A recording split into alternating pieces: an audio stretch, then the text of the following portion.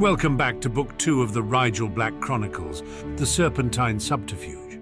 Chapter 4. Every September, Dumbledore dragged Severus Snape away from his immensely busy schedule in order to attend the annual Head of House meeting.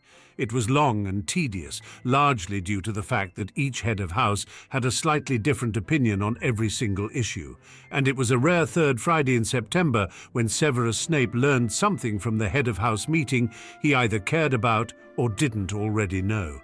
As such, it seemed to him to be a phenomenal waste of an evening.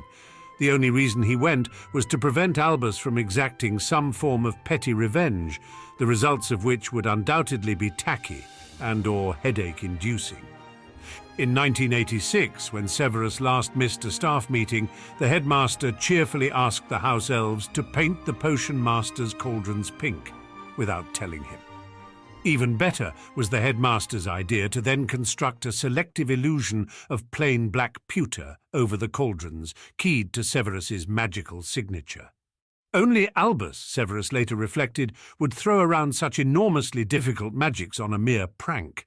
Imagine his surprise when, upon entering his classroom on Monday morning and taking a cauldron out of his cupboard to demonstrate a new potion for his newty students, his entire class burst into laughter. The gleeful noise was unprecedented in his classroom, and though Severus had quickly unravelled the illusion and spelled off the abhorrent colour, the story had spread like wildfire by lunchtime, and Severus had never missed a staff meeting since. Whatever else could be said for the headmaster's sick sense of humour, his methods were certainly effective. So here Severus sat, silent and unimpressed by his colleagues' inconsequential natterings, nursing a cup of strong tea and waiting for the headmaster to arrive so that they could get this farce of a meeting started. He would never admit that he found his fellow heads of house mildly less irritating than the rest of the headmaster's merry men, though he had a sneaking suspicion that the other three considered themselves close personal friends. If he did not disabuse them of this notion, well, that was his business. Albus arrived finally, and they begun the meeting with the usual start-of-term announcements, followed by the opening of the floor. Minerva, as usual, seized it with a vigour belying her years. "We really must decide what we're doing about Marcus Flint," the head of Gryffindor said briskly. "He got away with obvious and flagrant plagiarism all last year, and I admit we got a little sidetracked by the sickness, but we've let it go on too long." "I must say it doesn't seem to have changed at all this year," Pomona put in, "so we can at least be sure whoever is doing Flint's assignments didn't graduate last year." "But we still don't know who is doing them," Phileas said, "and without either that or some other significant proof, we can't punish Mr. Flint." "Exactly," Severus spoke up on Flint's behalf. "Additionally, I must question whether in this case Mr. Flint truly needs to be punished at all." Minerva sighed loudly. "Here we go again. Pray tell us, Severus, exactly why one of your snakes should yet again receive preferential treatment." "You're one to talk," Severus thought rather snidely, thinking of all those miserable lions got away with, but he merely said, "Tell me, Minerva, why do we assign children homework? Is it to punish them?" "Certainly not," Phileas piped up. "It's to help them learn and also to gauge their rate of learning and understanding." "So we are in agreement that homework is for the students' benefit, not our own?" Severus asked rhetorically, ignoring Minerva's scowl. "In that case, it seems to me that Mr. Flint has recognized the purpose of homework and made a rather sound judgment call concerning the use of his time. If he already knows the material, what is the purpose of forcing him to regurgitate it to his professors when it is a waste of both his time and ours in having to grade one more essay? It is not for the student to decide what he does or does not need to do." Minerva started, but Severus broke across her. "Then perhaps we should let the test results, impartial as even you will admit, decide for us." Severus pulled out a roll of parchment he brought for this very eventuality and passed it around. "Marcus Flint received straight O's on his owls this year, and I do not believe I exaggerate when I say he would have done just as well had he had the chance to take them last year." "Oh my," Pomona raised both eyebrows at the roll of parchment. "He did indeed. And in so many subjects too. Arithmancy, runes, and care of magical creatures. I don't recall him being in that last one, though. He wasn't, Severus said, smirking just a smidge. He sat the exam without taking a single class. As I understand it, he studied for a few months with Alanna Selwyn, a well-known creature enthusiast, before registering for the exam. Clearly he finds classes here at Hogwarts both slow-paced and unnecessary to his studies. Minerva pursed her lips, but even she could not fail to be impressed. He is bright, there's no doubt about it, but the fact still remains that he is both flouting academic expectations placed on him by his professors and forcing another student to do his work. No matter how brilliant he may be, it is no excuse for laziness and bullying. Except we don't have proof of the laziness or bullying, Pomona frowned, because he turns in all his assignments and we've yet to hear a whisper of complaint from another student. What can we do except watch and wait? Have we really no inkling of who the other student might be? Filius asked tentatively. We know it wasn't one of last year's 7th years because the work is the same voice this year, which makes it all the more likely that it's either a 6th or 7th year now. It might be a 5th year. But I don't see Flint getting a 4th year or younger to do his owl-level homework last year. Minerva coughed awkwardly and spoke up. I may have a name, it seems incredibly unlikely, but the similarities between the work are notable. Severus could tell from the look on her face that she was speaking of one of her little lions. It galled her something bitter to ever admit that one of her charges might be less than noble. Who, Minerva? Filius asked. I've not seen any similarities in the writing style among my other upper years. It's not the style that is similar, Minerva said carefully. It is the content. I'm speaking of Percy Weasley. His essays are written in an entirely different tone and voice than Flint's are, but he talks about very similar things. He has similar takes on the subjects, and he approaches them from the same angle more often than not. Mr. Weasley also often brings questions to class, which I've noticed tend to relate to things written in Mr. Flint's essays. All in all, it is a disturbing trend. Perhaps, but Percy Weasley? Pomona repeated incredulously. He would no more condone cheating than hand in his prefect badge. He would be the last person to do Marcus Flint any favours, excepting perhaps Oliver Wood, and the first person to report an attempt at bullying or blackmail, even on himself. I would have thought so too, but Minerva shrugged helplessly. Well, can the rest of you keep an eye on those 2 students' work? Perhaps I was mistaken, but if not, Mr. Weasley would be punished as well, you realize? Filius put in sadly. He contributed to the cheating, whether under duress or not. I am aware, Minerva said stiffly. Nonetheless, justice must be done. Severus was tempted to roll his eyes at the sheer dramatization going on in the room. He was only thankful the headmaster had not spoken up yet, as there was only so much sap and drivel he could handle in one conversation. Personally, I still do not see any harm being done. The other heads of houses shot him exasperated looks, but Severus went on, Mr. Weasley's grades have not slipped even a point over the last year. If he is the one doing extra work, it would appear to be only to his benefit. He studies twice as much, does well, Flint doesn't waste his time, still does well, and everyone wins. I have yet to see a downside to this situation, despite the technical rule infringement involved. Not to mention the fact that Severus seriously doubted it was Weasley's work. Though there might be a connection to the Gryffindor prefect, it was as if his mind had all the pieces, but couldn't quite grasp their relation. Ah, well, it would come to him. That's rather rich coming from you, Severus, Pomona pointed out with good humour. It was true Severus was usually quite the stickler for the rules, but in this case it was in the best interest of one of his students if he expressed leniency. So he did. It was really as simple as that. Nevertheless, Severus does make an interesting point, Albus finally put in. It seems to me that there is not yet any proof of wrongdoing, though there is smoke enough to start gathering fire hoses, as the Muggles would say. Severus very much doubted the Muggles ever said anything of the sort. In any case, keep an eye on the situation, and we shall see if something more definite comes of it. That is all we can do for now. Minerva looked torn, but she willingly let the conversation flow to other matters. The rest of the items on everyone's agenda had little or nothing to do with Severus, and so he largely ignored the proceedings until the topic of Slytherin's #1 trouble magnet, Rigel Black, was brought up by Albus himself. I'm sure I don't need to remind you all of the unfortunate events of last spring. As the four of you know, Quirrell was eventually identified as the party of immediate guilt concerning the introduction of the sickness to our school, and has forthwith been let go because of it. Albus said, "What is still of pressing concern, however, is not the instrument of the sickness, but that of its cure, Rigel Black." A surprising young man, as I'm sure we can all agree. Why, just this time last year we were discussing his apparent lack of magical ability to speak of, and now we find ourselves stunned by its depth and scope. Thoughts? I suppose you are referring to his seemingly unique ability to enter into a person's mind by means of their magical core.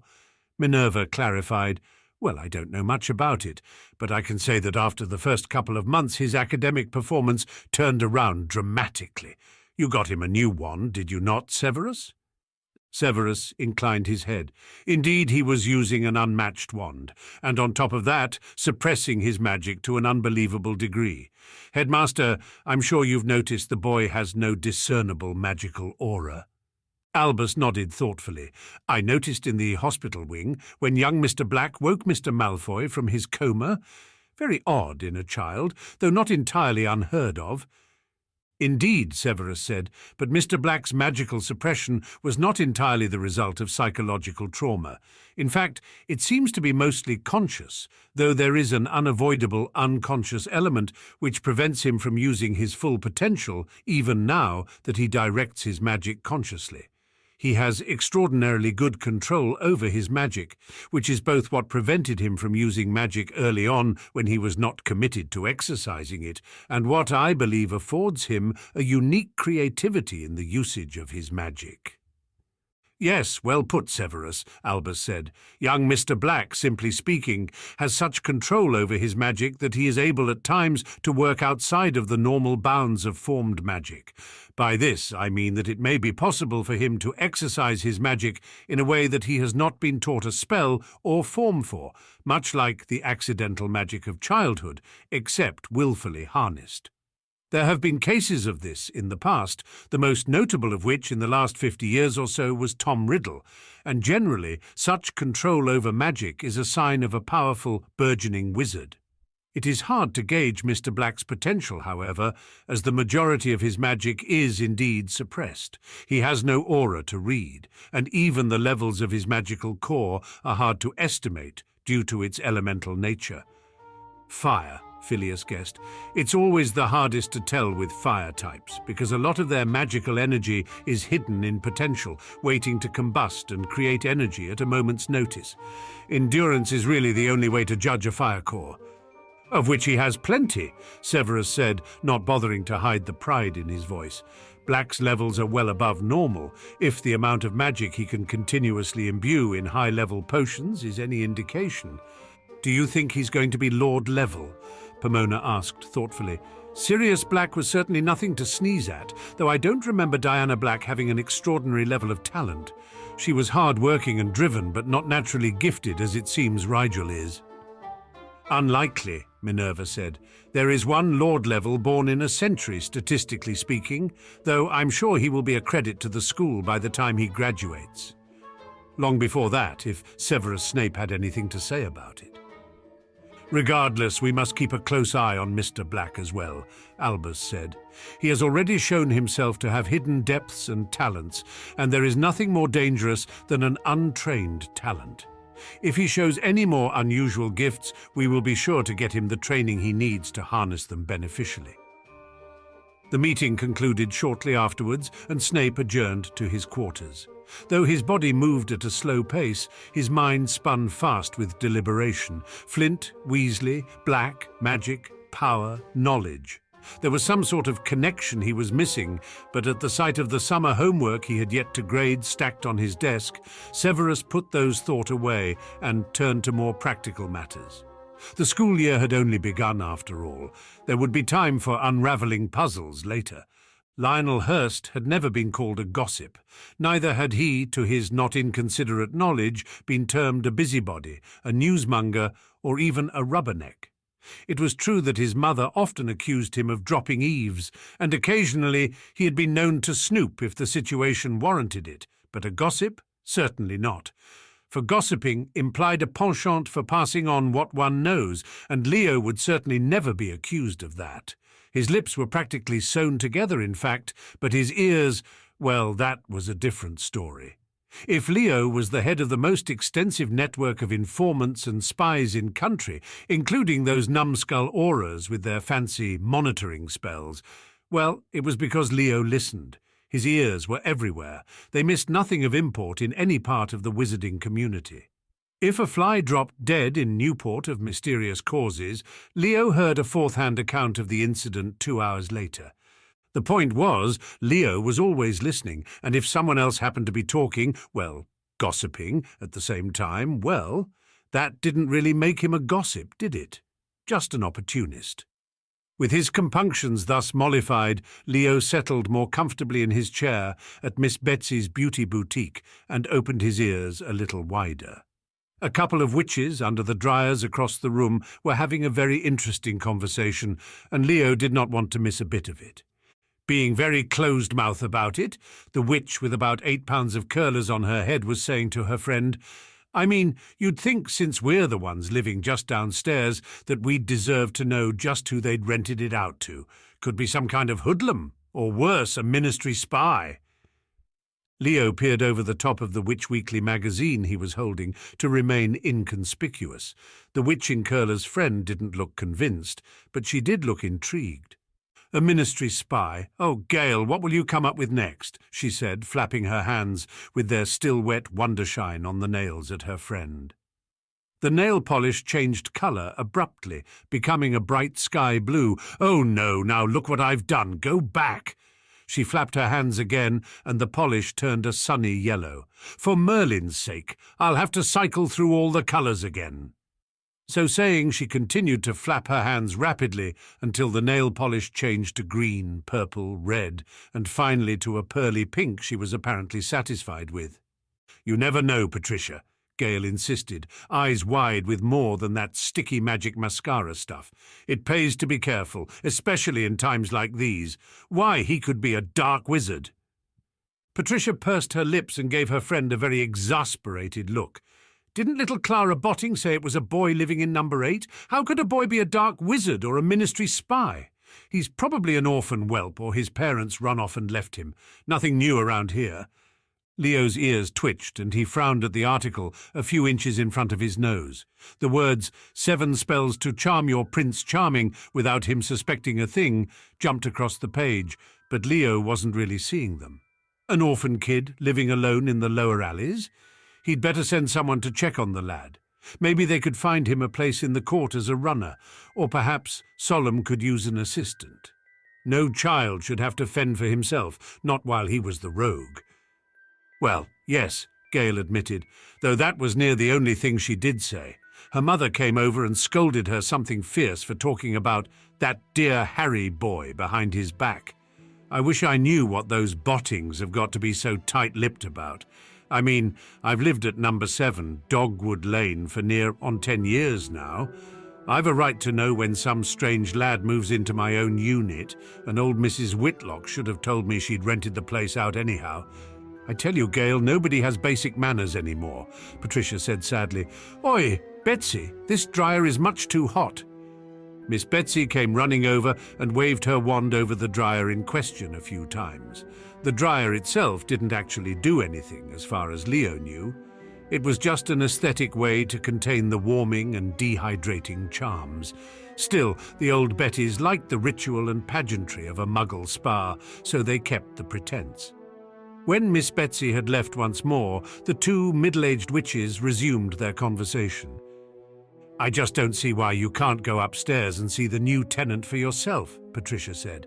"I mean, you've complained about it. You've asked the Bottings about it, so why don't you do something about it?" "Don't you think I've tried?" Gale snapped. She rolled her eyes. The boy never answers the door. He never goes in or out, though, of course, Mrs. Whitlock did have a flu connection, so who knows what hours he keeps. Still, you'd think he could take the time to introduce himself. Well, what sort of visitors does he get? You could ask one of them about the boy, Patricia suggested. He doesn't get any, Gail shook her head. The boy must live like a ghost, whoever he is. Never has the lights on at night either. Frank and I think perhaps he's a mite strapped for cash and doesn't want to use the utilities too much. It would certainly make sense. The lad's as quiet as a mouse. Never plays the wizarding wireless, and believe me, we'd know considering how thin the walls are.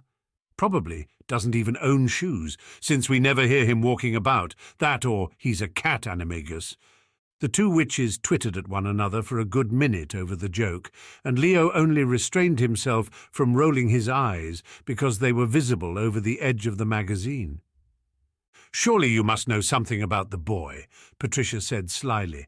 "I know you, Gail. If there's a plump little tidbit within arm's reach, you've got your teeth in it, sucking out the juice." Leo privately reflected that that was a perfectly gross way to phrase things. "Well, little Clara did say one other thing before her ma pulled her off by the ear," Gail said, drawing it out with relish. "Don't make me beg," Patricia huffed. "Go on, then. What was it?" "She said," Gail leaned in close, and Leo had to cast a quick sound amplification spell to catch the rest of it, "that the neighbour boy had the prettiest green eyes she ever did see." Patricia groaned out loud. "You tiresome hag, you really had me going. Green eyes indeed. I thought you were going to say he was a runaway prince or something. Why do you always get my blood nice and stirred and then leave me with something so ordinary?" "Oh, you're just too much fun to tease, Trish," Gail chortled at her friend from behind her own neon tips. Their conversation moved on to other things, but Leo was caught up in his own thoughts and couldn't be bothered to pay attention to them any longer. A green-eyed boy named Harry. It couldn't be the same Harry, of course, but on the other hand, what were the odds? Perhaps he'd have to pay Dogwood Lane a little visit. Though why Harry would say she had gone to America if she was really staying in the lower alleys, Leo couldn't fathom. Not that he could ever fathom that lass. She was something else, his Harry. His musings were interrupted when Witch Weekly was ripped from his grasp rather rudely. He looked up into familiar hazel eyes and couldn't keep the grimace of resignation off his face. He might have known. Who else could catch him unawares? "Leo, my lad, what a surprise!" Eleni Hurst smiled down at him in a way that Leo thought was notably a bit evil. "Finally come to get your hair cut. Wonderful." Leo gulped. "Mum, what on earth are you doing here?" His mother raised an eyebrow and glanced about the salon, obviously unimpressed with his venue of choice for the afternoon. Leo tried again. "You know this is a beautification parlour, don't you, Mum? What would you want in such a place when you're so naturally beautiful already?" Eleni Hurst chuckled dryly. "Too forced, Leo. Entirely too forced. You're not getting out of this one with that silver tongue of yours." 2 hours and one entirely overpriced haircut later, Leo ran. Yes, he would admit it to himself. Ran from his mother's clutches and wandered down Dogwood Lane. He contemplated the front door for numbers 7 and 8 for a moment, but really, what kind of a rogue would he be if he knocked? Leo cut around to the backside of the buildings on Dogwood and counted the windows until he reached the one he was looking for. "I'll just take a quick peek," Leo thought, as he performed the selective sticking spell he'd learned by the time he was 8 on his fingertips and toes. "If no one is home, they won't be there to mind my peeking. If it's some other Harry who lives here, I'll offer him a place in the Rogue, and if it is my Harry, well, I'll be due for some explanations." "Win, win, win," he thought happily, as he pried open a window with the ease of long practice. He dropped silently to the dusty floor. Whoever Harry is, he or she really needed to learn the Ivanesco charm, and straightened up to look around at nothing. There was nothing there. Leo frowned and crept silently into the next room over. It, too, was entirely empty, except for a few counters built into the wall indicating the room was supposed to be a kitchen. He looked through the entire apartment and didn't find a single trace of life. No furniture, no pictures on the wall, nothing. Just a jar of flu powder on the fireplace mantel in the living room. Well, that's not suspicious, Leo said to himself, mildly amused. Either someone was playing an elaborate joke on the lady who lived in number 7, or there was something peculiar going on. Leo ran a hand through his hair and blew out a quiet breath, thinking hard. Maybe his Harry had rented the place and then gone back to school in America. That made no sense. Who would bother to rent out a place they weren't going to live in? Maybe she'd lived there all along and had really been fluing here all those times he walked her to the leaky cauldron. Maybe she wasn't Harry Potter at all. Maybe she wasn't even a girl. After all, he'd only taken her word for it. No, his mother knew she was a girl right away, so that at least was true. Still, if she'd lived there before, she would have either left the furniture in anticipation of her next summer break, or she would have stopped renting the apartment if she'd moved out. Plus, Gail from the beauty parlour had made it sound like this. Harry was a relatively new neighbour, and she'd also said she'd never seen him before. That would only make sense if Harry had rented the apartment at the end of the summer and gone back to school before moving in. But why would Harry do that? Leo shook his head. His Harry had parents and a place to live and went to school in America. It just didn't add up. He realized he was jumping to conclusions. There might be other real boys named Harry with green eyes about the alleys, though why they would rent an apartment and not live in it he couldn't guess at either. On the other hand, Harry had been working at the storeroom all summer, saving up for something big. Was this it? What if she hadn't been planning to live in it at all? What if the apartment was a fallback, some kind of safe house where she could go if something went wrong? Leo had always gotten the feeling that Harry was involved in something heavy, and Crate agreed. Was she anticipating some kind of trouble and needed to have a place ready to hide? He didn't know, but he did know that he would have to keep an eye on Dogwood Lane, and probably he should keep an ear at that school in America as well. If he got wind that Harry did a runner, at least he'd know where to find her, and maybe help if she'd let him. Leo left the apartment as silently as he'd come, all traces of footprints in the dust wiped clean with another handy spell he'd picked up when he was just a lad. He had an owl to send to one of his acquaintances in the States, and maybe then he'd stop by the gobstones tables in the park. One could always find good gossip, news, around a gobstones table. Most of September passed before Rigel felt she had quite settled into things. When the third Saturday at Hogwarts had come around, Rigel couldn't believe so much time had gone by. Part of it was that Rigel had been so distracted trying to fit everything into her new routine that she hadn't noticed the passing of the days. And part of it was that in the 3 weeks they'd been back at school, Rigel had yet to learn much of anything. Their professors were mostly doing a comprehensive review of last year's classes, since so many of the students had fallen ill during the spring semester. Everyone had passed their finals, but it was immediately apparent that most of the students' knowledge was spotty at best, even those who were not actually sick, but merely distracted by their classmates' illness. So Rigel sat through endless lessons on things she already knew, so bored that she began taking her healing textbooks to all of her classes, not just history of magic, in an effort to learn something while her schoolmates caught up on what they'd failed to learn the previous year. Her friends couldn't understand why she had such an easy time of it. Most of them had only been sick for a few days or perhaps a couple of weeks, but there were obvious gaps in their knowledge. The tense and confusing atmosphere last spring just hadn't been conducive to really paying attention to their studies.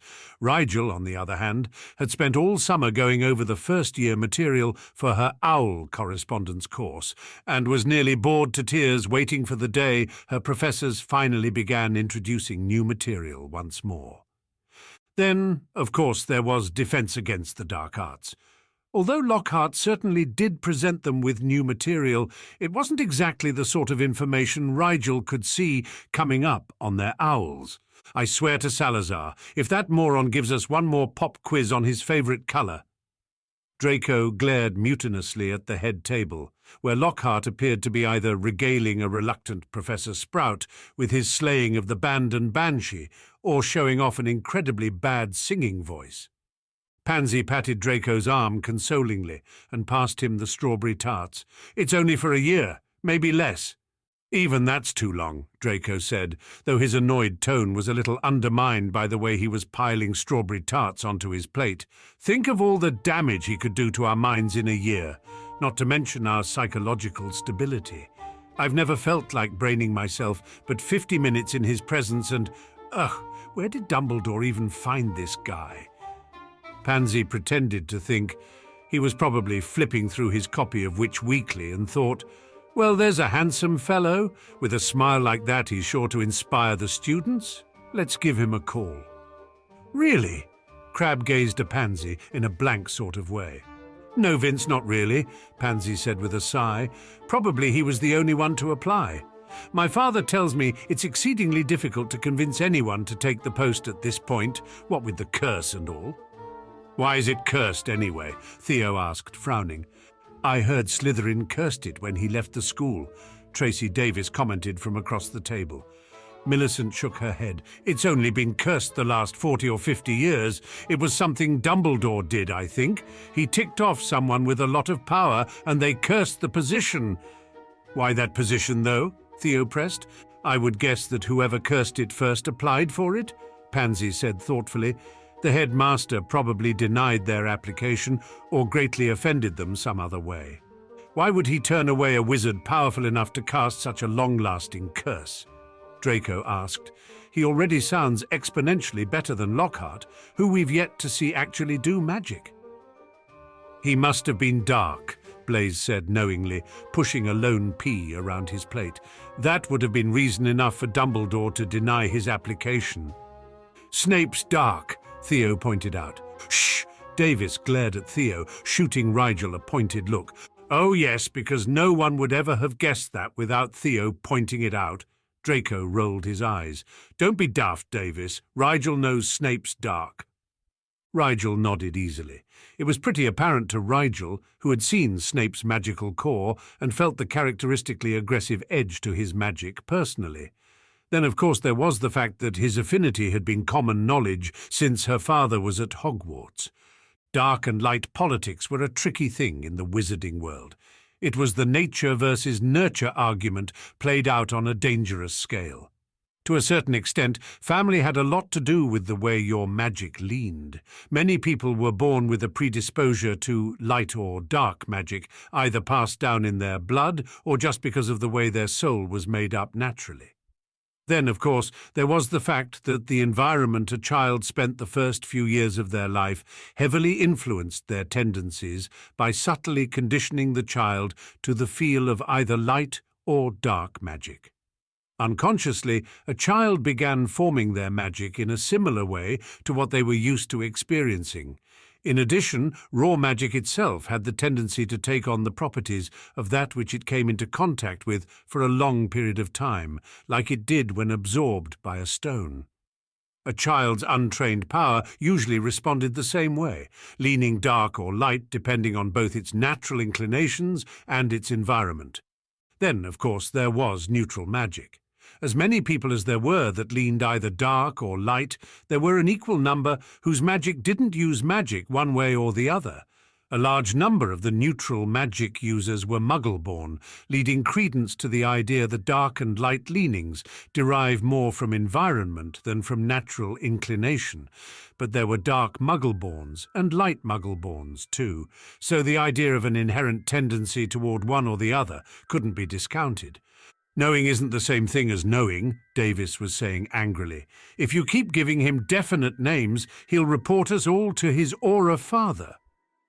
Rigel raised an eyebrow, but it was Blaise who spoke up scathingly. First of all, you have just by your own words admitted to being a part of the us you're so afraid Rigel is going to report, Blaise said, nailing the girl with a look of uncompromising disapproval.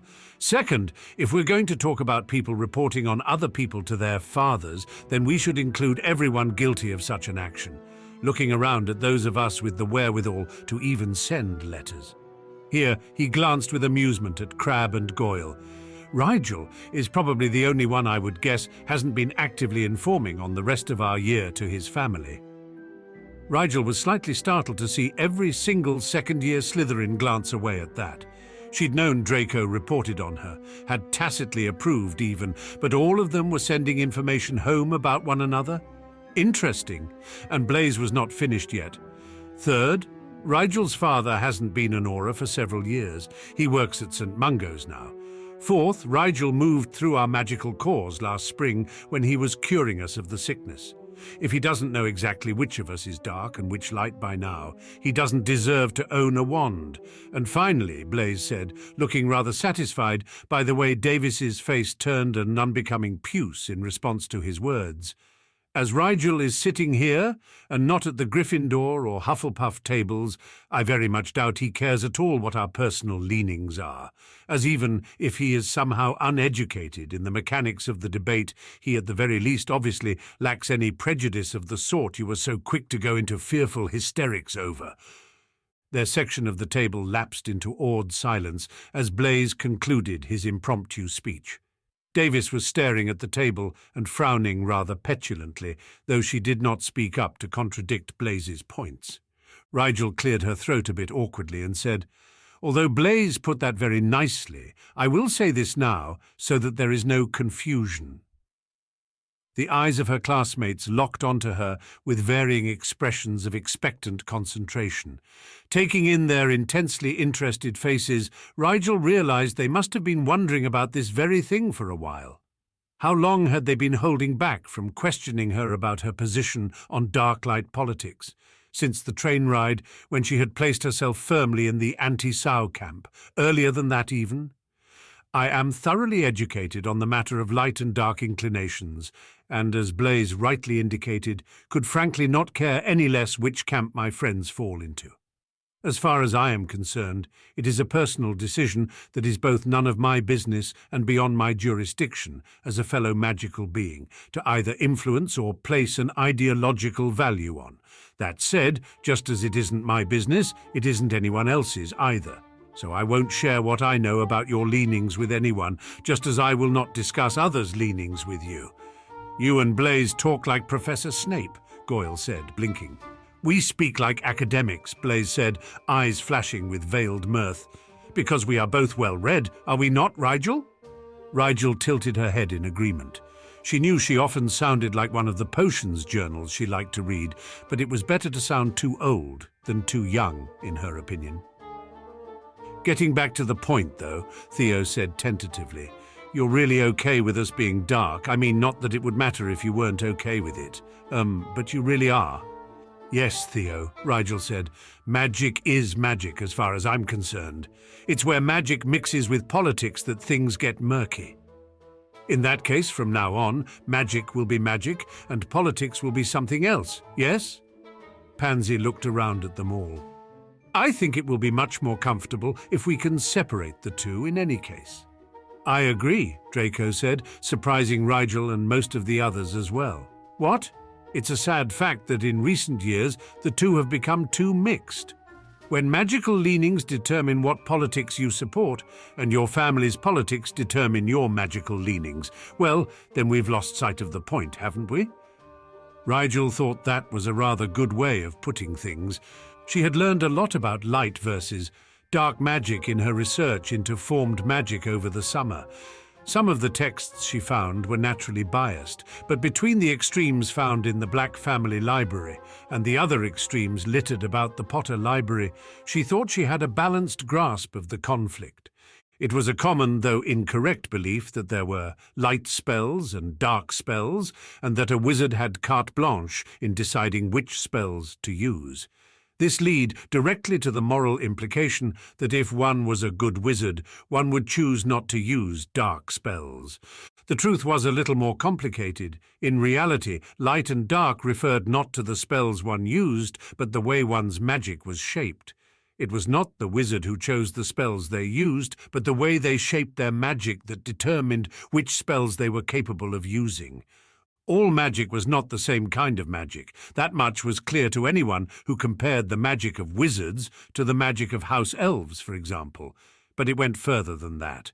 Wizards' magic wasn't all the same either, and just as there were things that elves could do that wizards could not, there were some kinds of magic that light wizards could do, which dark wizards could not, and vice versa. The spells and rituals that only worked if you shaped your magic in the way referred to as dark were naturally called dark spells and dark rituals. The same was true of light magic.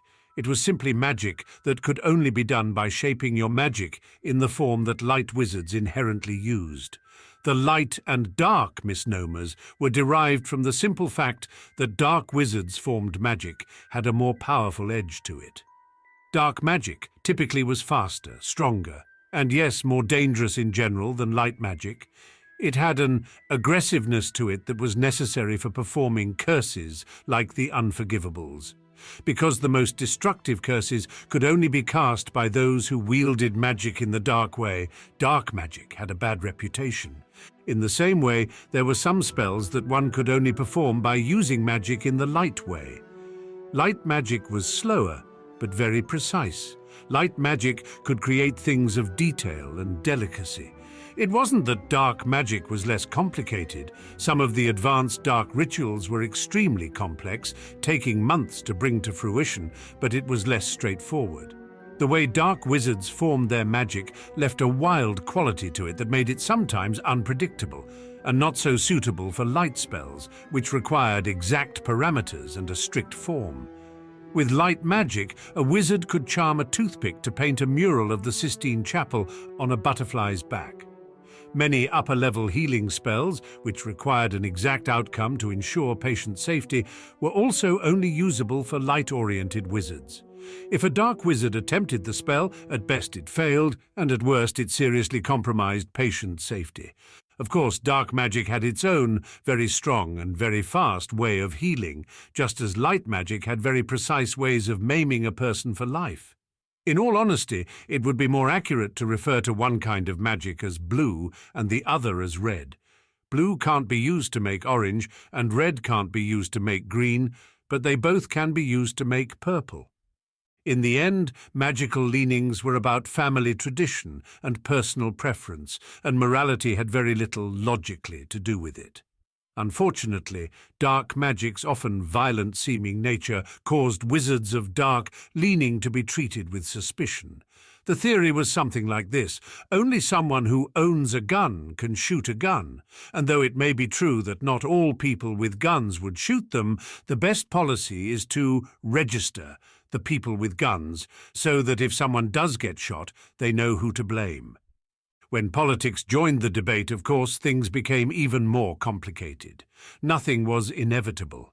The Bones were traditionally neutral in their magic usage, but almost always chose to put their lot in with light-sided politics.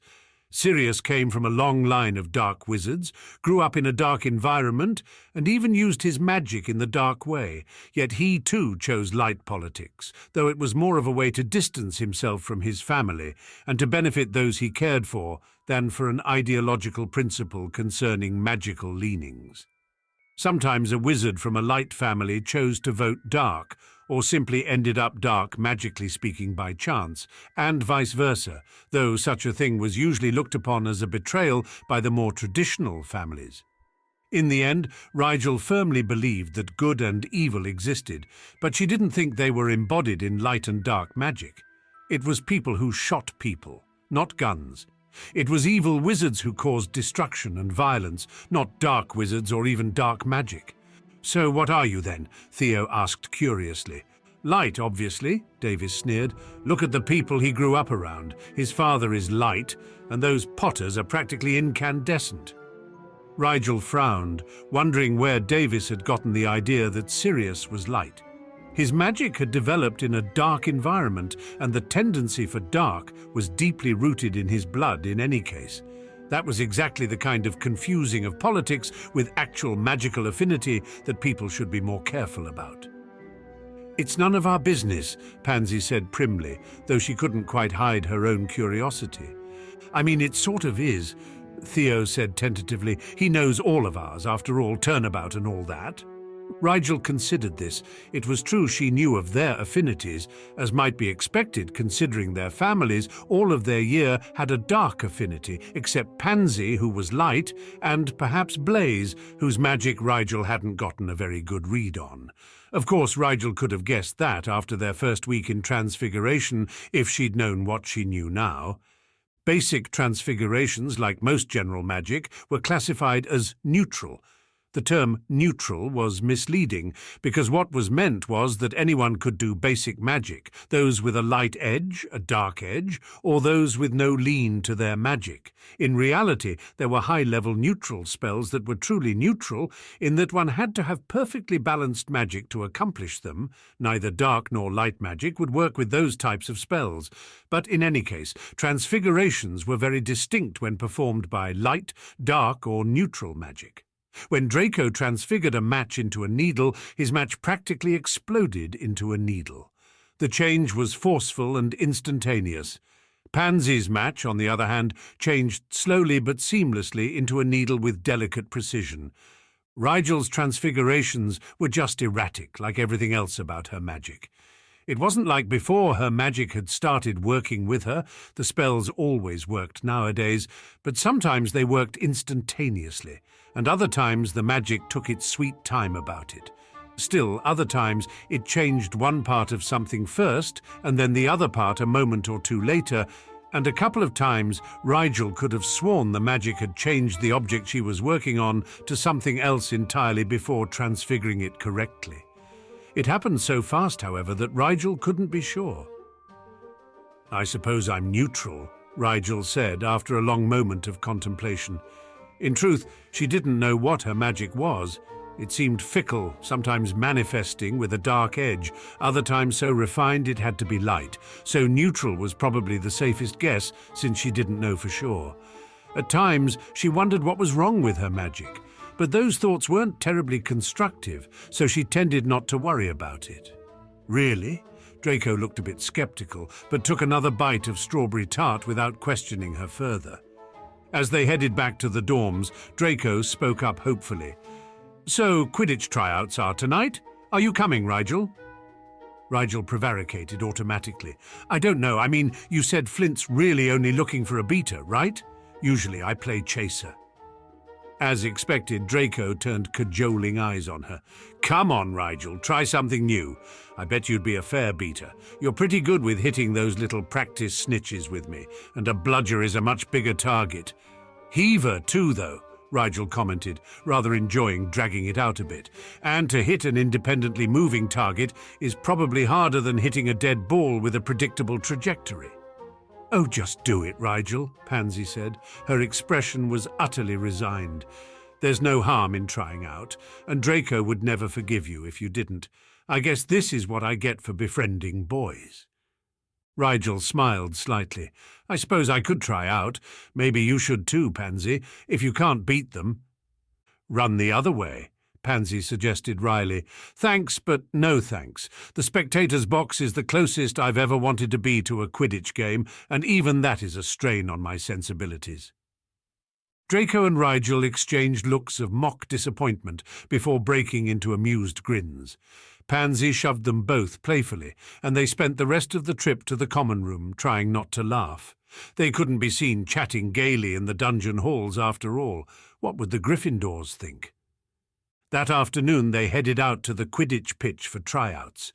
And if Rigel had thought last year's trial was intimidating, it was nothing on what Flint had cooked up for this year.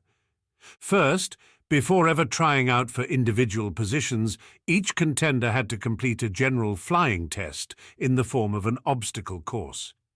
Rigel didn't know which master spellcrafter Flint had blackmailed into setting up the field for the Slytherin Quidditch team, but more than half the applicants dropped out upon the mere sight of what awaited those determined enough to try the course.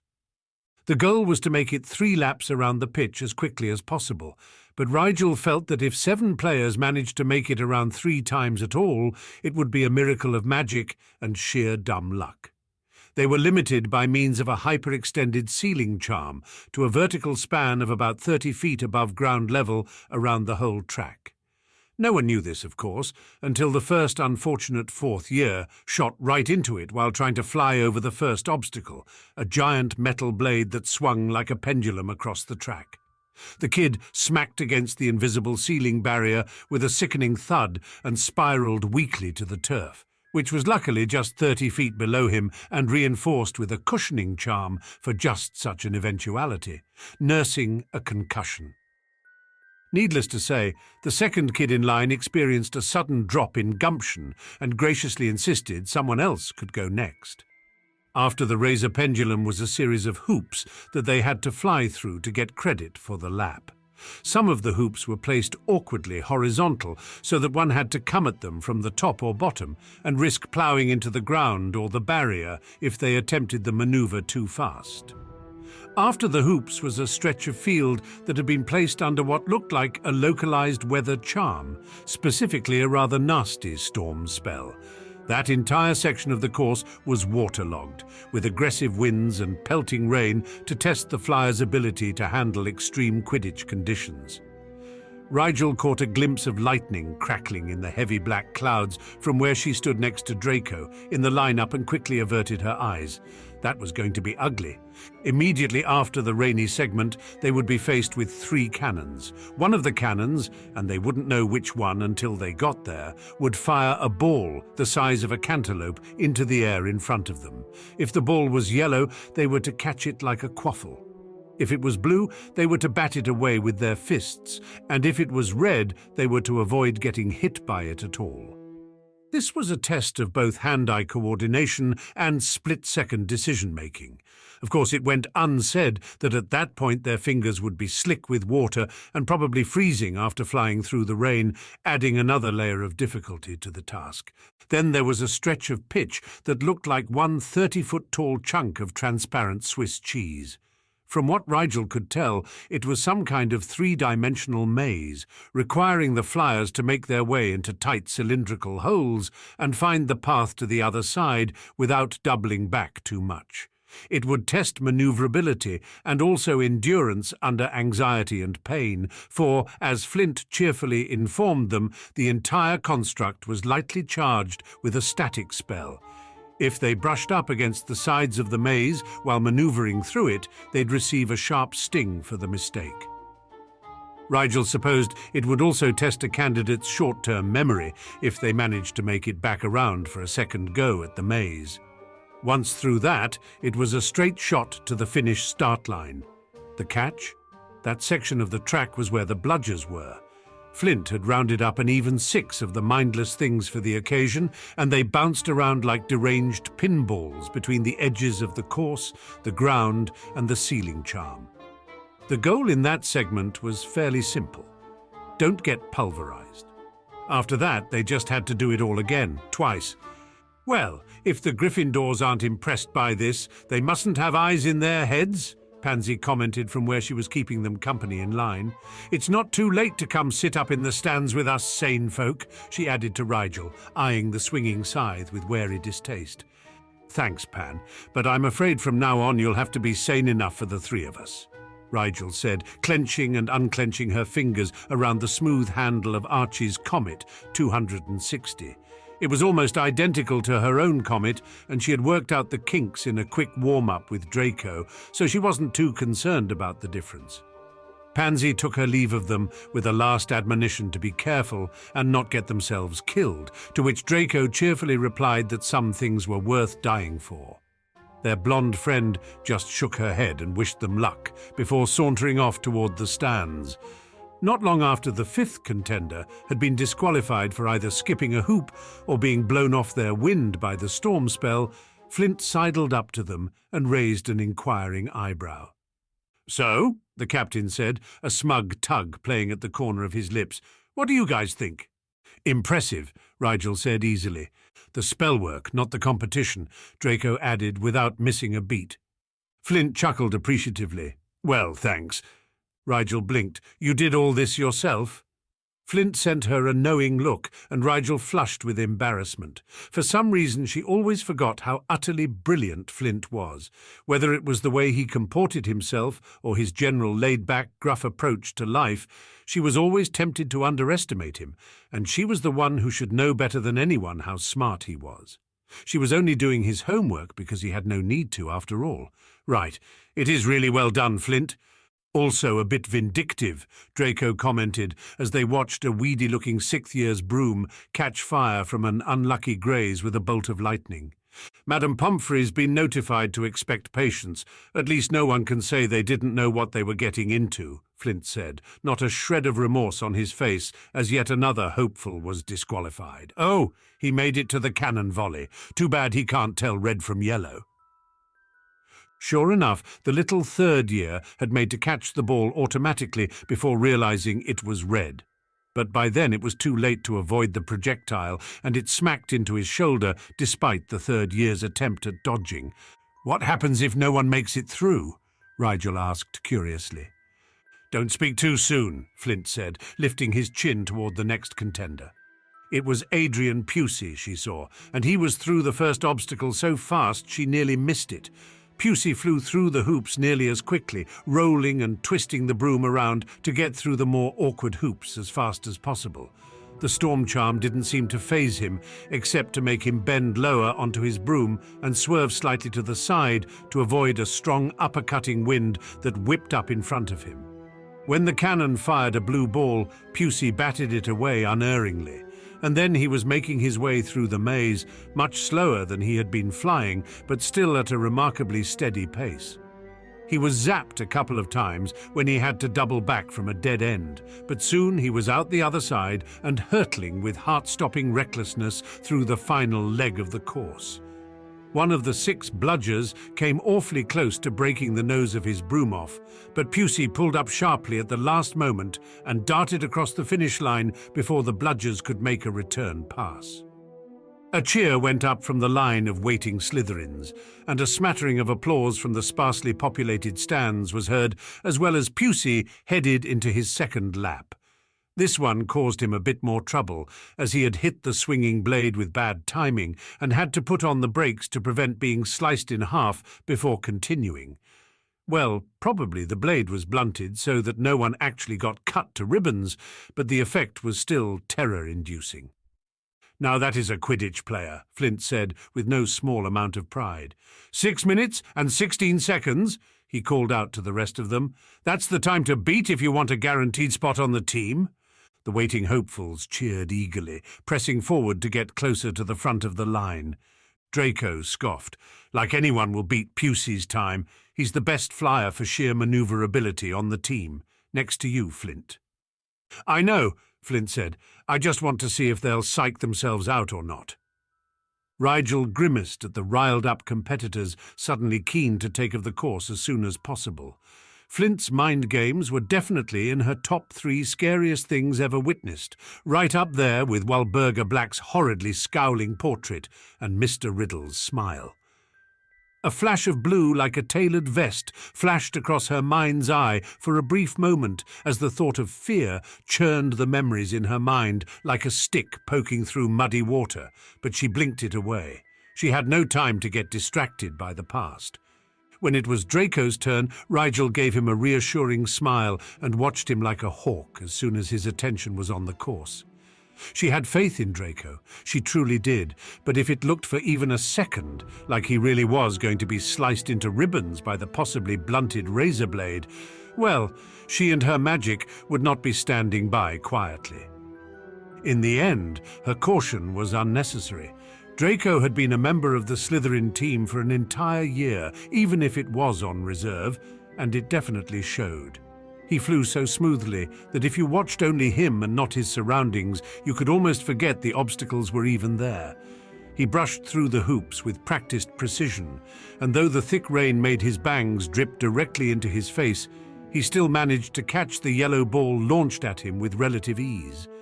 The maze took him a moment or two to puzzle through, but the second and third laps went much faster once he had the rhythm of the course down.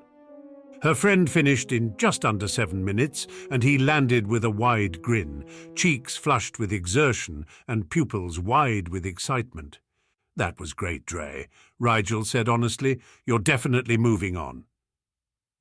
Draco flicked a bit of water from his sleeves at her playfully. "You'd better be there with me, Rye, so don't mess up." "Rye?"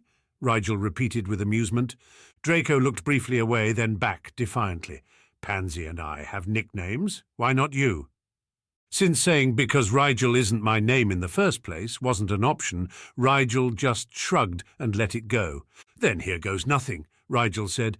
She mounted her broom and rose about 5 feet off the ground to hover, waiting for the signal.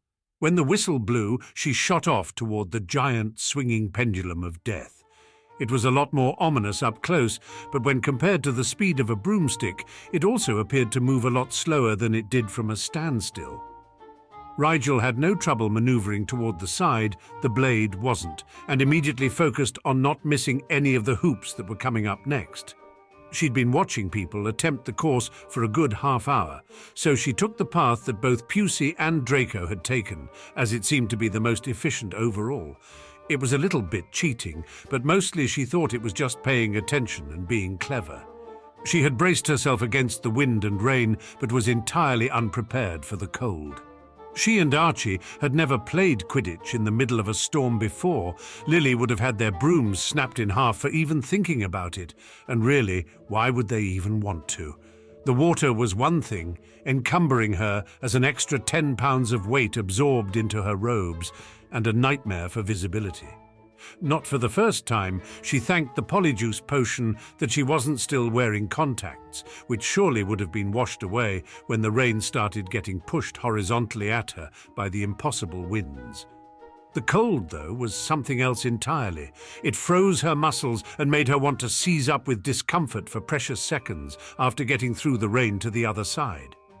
In those seconds, the blue ball seemed to come out of nowhere, though Rigel instinctively batted it away from her face when she finally registered it approaching. If it had been any other color, she would have been disqualified. Grimacing, she made a mental note to be more prepared coming out of the storm on the next lap. The maze she had watched several others make it through already, so she simply followed the path she'd memorized and tried not to touch the edges. One carelessly draped sleeve, however, demonstrated to Rigel exactly how painful a mild shock could be when conducted through water-soaked robes and skin. Seriously disoriented by the shock, Rigel just managed to duck a bludger that came careening toward her before she'd even gotten the tail end of her broom out of the maze's exit. Deciding she didn't want to spend any more time in that section than she had to, Rigel shot forward as quickly as she could while maintaining an irregular flight pattern threw off the bludger's homing charm, which acted like a navigational auto-lock on the closest moving non-bludger within the charm's range. She raced across the finish line, hurtled once more toward the menacing pendulum, and began the whole ridiculous process over again. It went better the second time around, and she was feeling pretty confident by the third time she encountered the obstacles. As she made her way through the course for the final lap, it occurred to her, not for the first time, that much of the things wizards got themselves involved in were sheer farce if looked at from a certain angle. Ah well, such was the influence of magic, she supposed, which was a force of farce if ever there was one. Rigel finished with a respectable time of 8 minutes and 9 seconds, not as good as anyone who had been on the team the year before, but definitely in the top 12. Flint then divided them into who was trying out for what positions and called out the top finishers for each position. Last year's keeper was called, as well as the potential keeper who had the fastest time. He kept Draco and a fifth year who had a time 30 seconds faster than Rigel's to try for Seeker. The 2 chasers besides Flint from last year were kept on the pitch, as well as the 3 fastest finishers among the hopefuls. For beaters, since Derek wasn't able to try out, Flint kept Bowl, the other veteran beater, and 3 of the newbies with the fastest times, including Rigel, who had placed right in the middle of her 2 competitors, all 3 of whom had placed a good minute below Bowl. The beaters and seekers stepped off the field to watch the chasers and keepers try out first. Their tryout was fairly straightforward, just a mock quaffle game, with 1 keeper at each goal set and the 6 chasers facing off against 1 anther to see who scored the most goals. "Great flying, Rigel," Draco said when the chaser-keeper scrimmage had begun. "Not as good as yours," Rigel said, grinning back a bit. "You flew like you didn't even notice the obstacles." What obstacles? Draco laughed. Oh, those old things. Flint has us train with obstacle spells all the time. Didn't you ever wonder why I'd come back from practice soaking wet, even though it was sunny outside? Rigel had honestly never even noticed the discrepancy. She didn't know if it was because she didn't pay enough attention to the weather, or she winced inwardly if she didn't pay enough attention to her friends. Out loud she said, "I thought it best not to ask." "Well, Flint likes to keep us on his toes." Draco shrugged, apparently not noticing how his words were seriously freaking out the kids standing nearest them. "One time he made us practice with deafening spells over our ears, so we had to hone our situational awareness with sight only. And once he cast hampering charms on our brooms to make them move slower, but then charmed the bludgers a little bit faster, so that we'd learn to react faster to make up for the lack of mobility. Most of us ended up in the hospital wing, but it was an enriching experience." Rigel glanced bemusedly at Draco. Her friend had never once described an experience as enriching if it caused him physical discomfort. Looking at the kid on Draco's other side, who was noticeably green in the face, Rigel understood that Draco was telling her this for the benefit of those around them. She thought it was a bit risky, since he might have psyched her out as well as their competition.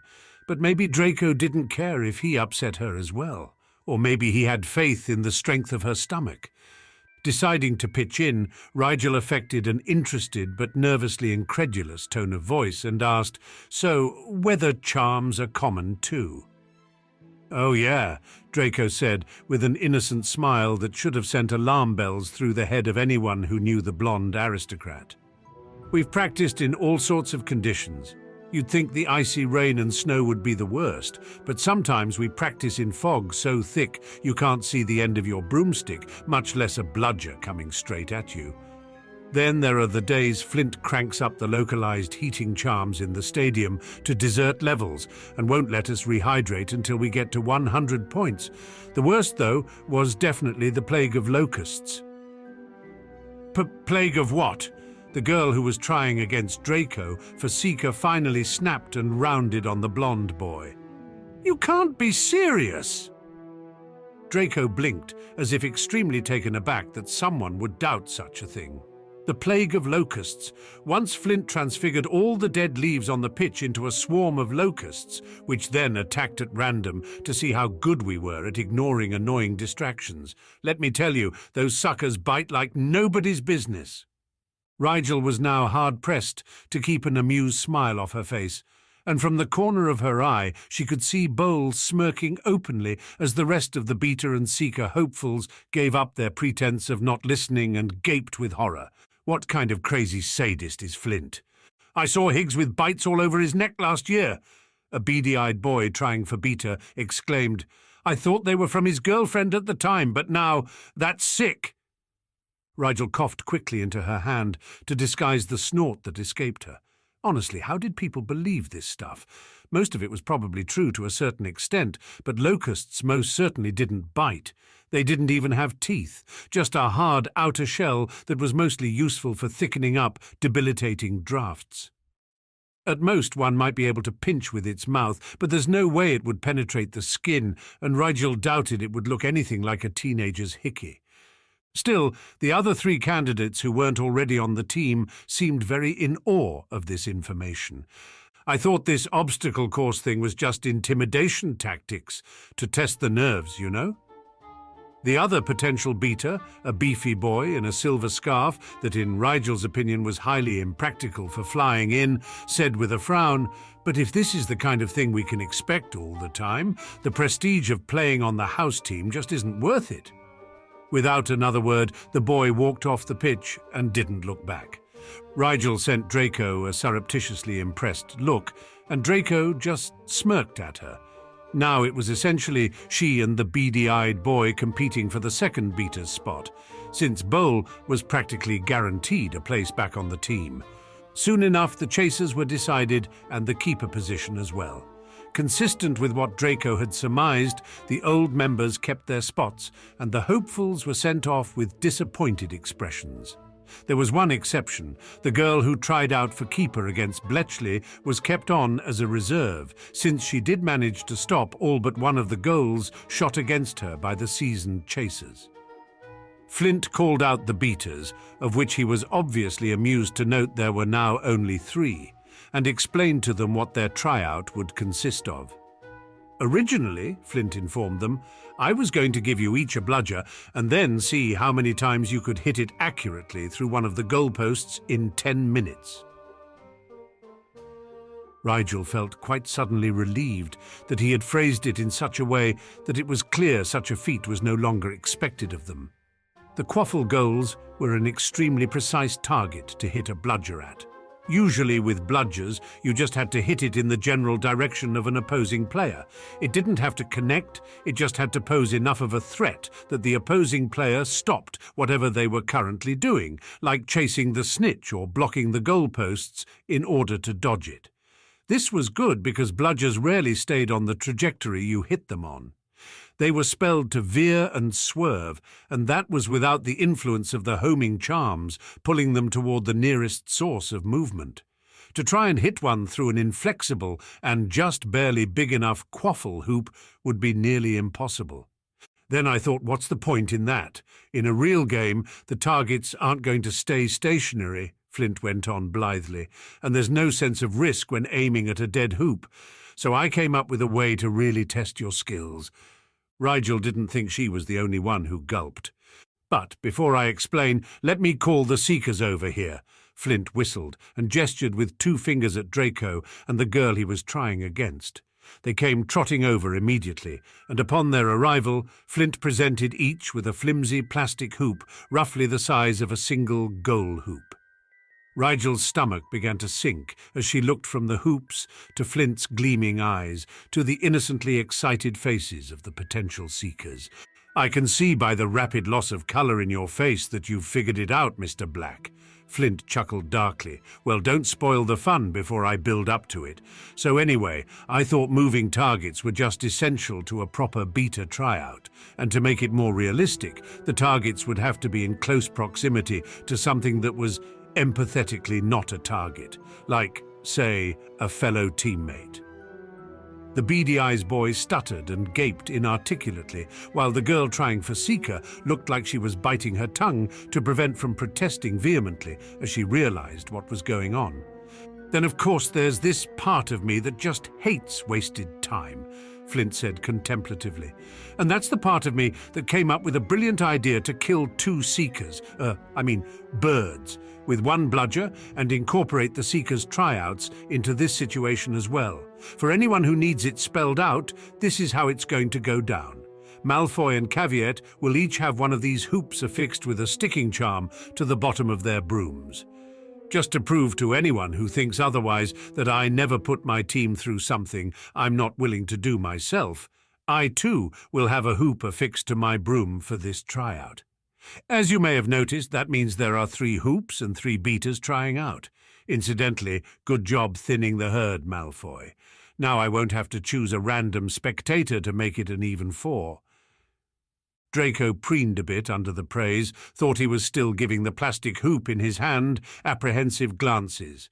Now each of you will get 1 bludger. They'll be colour-coded, so don't try hitting someone else's unless it attacks you directly, and you'll have 15 minutes to see how many times you can get it through your hoop. The hoops will also be colour-coded, and Pusey will be my eyes in the sky to keep score. The 2 beaters with the most goals win, but be aware that hitting the person or broom of the one carrying your hoop will result in serious deductions, Flint said sternly. Mr. Flint? The beady-eyed boy spoke up nervously. Why are the Seekers carrying the hoops? I mean, it'll be harder for them to maneuver with them on, so how will they catch the snitch? They won't, Flint shrugged. No snitches in this game. I already know Malfoy can catch the snitch when he tries hard enough, and I've seen enough of Caveat's flying to assume she's got talent as well. This tryout's not about talent, though. I can beat that into you once you're on the team. It's about guts. The Seekers will be judged on how well they hold up under the pressure of being a constant moving target. Their role in this requires gumption to stick it out and also trust in their fellow players. One badly timed bludger and you could knock them out of the air, but that's no different from how a real match will be, so it's best to get used to it now. Rigel thought that was a little bit not at all true. No beater would aim a bludger at a player who was right next to his own player. You went for the lone flyers, the seekers or keepers, the other beaters, and occasionally the stray chaser, and that was when you aimed at anyone at all. Bludgers didn't need a beater's help in targeting other players, they did that on their own. Most of a beater's job was to keep the bludgers away from their own players. Catching the other team unawares was usually just a bonus. Flint stuck the hoops onto the bottom of his, Draco's, and the Caveat girl's brooms. He then charmed the one on his broom red, Draco's blue, and Caveat's green. "Bowl, you're red, black, blue, Twiggins, you're green," Flint said. It did not escape Rigel's notice that Flint was paired with the most experienced beater, and was therefore the least likely to get hit. Caveat seemed to be a bit leery of the pairings too, and she eyed Twiggins's nervously tapping fingers with uneasy concern. Pusey brought over 3 bludgers, 1 charmed red, 1 green, and 1 blue, and when Flint set them free, the 3 beaters took to the skies after their bludgers as quickly as possible. The Seekers and Flint took off carefully with their coloured hoops. It was immediately apparent that they'd have to fly awkwardly with their legs tucked up and out of the way if they didn't want to get an ankle broken by any shots that actually went through the hoops. Still, they seemed to be managing all right, and Rigel had no more time to spare them as she tore through the air after the brutal blue comet streaking across the sky above her. When she finally caught up to the bludger, she just followed it for a moment, flummoxed. What was she to do now? She couldn't catch it and wait for the perfect shot like it was a quaffle, but she couldn't hit it blindly toward Draco's hoop either, as it was both too far away and at a bad angle for a shot. She considered hitting it softly in Draco's direction until it was close enough to get a better shot. But without enough momentum, the bludger was as likely to go where she hit it as it was to go anywhere else. One did not simply nudge a bludger in the direction one wanted it to take, after all. As she kept pace with the blue bludger for a few moments more, she saw Twiggins get off a pretty solid hit on his green bludger towards Caveat. Unfortunately, it was too high, and Caveat was forced to duck and roll swiftly to avoid getting hit in the chest with the glowing green ball. Rigel shook her head at the foolishness. The only way that would have worked is if Caveat had pulled up enough to make the ball go through... Oh, Rigel blinked at the realization. Well, exactly. Hadn't Flint just said it wasn't about skill, it was about guts, for both the beaters and the seekers? Rigel turned her broom sideways so she could both follow the bludger on its random path and catch sight of Draco once more. He was watching her, seeming content to wait for her to make a move. Rigel whistled sharply, just as Flint had done down on the pitch, and swung an arm in a motion to indicate he should come closer. Draco seemed to get the idea quickly enough, and he zoomed toward her quickly. If she couldn't get the bludger to the hoop, they'd bring the hoop to the bludger. Wasn't the whole point that the hoop was mobile? Admittedly, an opposing player would never cooperate during a game, but Flint hadn't said they couldn't work together, and in Slytherin House that was as good as saying you could. Soon Draco pulled up beside her, though his movements were wide and exaggerated due to the hoop. "What are we doing?" he shouted over the wind. "Winning," Rigel yelled back. "If you give me a straight shot to the hoop at less than 30 feet, I can make it." Draco grimaced, but nodded. "No problem. Fly ahead of it and give it a target. It will head right for you, and I'll keep the hoop directly behind its path." Rigel nodded and leaned forward on her broom. She shot forward, coming level with, then moving past, the blue bludger. She could tell when the homing charm on the front of the bludger locked onto her. The bludger started shifting ever so slightly in response to tiny variations in her movements. She increased her speed enough to get a good distance ahead of the bludger, but not outstrip it completely, and when she felt she had enough room, she shouted, "Now, Draco!" She pulled the broom up so sharply it flipped neatly in place and readied her bat in the split second it took her to turn on the spot. The bludger was closing in 5 seconds, and she had a clear line of sight to where Draco hovered just 25 feet behind it. It wasn't very far of a distance, and an inexperienced beater might be tempted to hit the bludger with less than full force in case it missed, so as not to endanger their teammate more than necessary. Rigel, however, was not so naive. If she hit the bludger with less than 100%, it dramatically increased the likelihood of the bludger breaking the trajectory and aiming for Draco instead.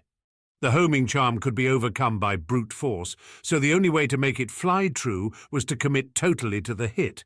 But that also meant that if her aim was off, Draco wouldn't have time to move out of the way before it hit him. All of that rushed through her head in 5 seconds, and before she could lose her nerve, she set her sights on the blue hoop and let her bat swing forward with all her might. The crack of the bat against the metal bludger was always somewhat sickening at close range, but as a beater one got used to it quickly. The bludger changed direction with violent energy and careened back toward Draco with all the suddenness of a bombardment hex. Rigel held her breath as she watched the bludger's path. It looked for all intents like it was headed straight for Draco's face. She knew, in the logical portion of her mind, that it wasn't going to hit Draco in the face.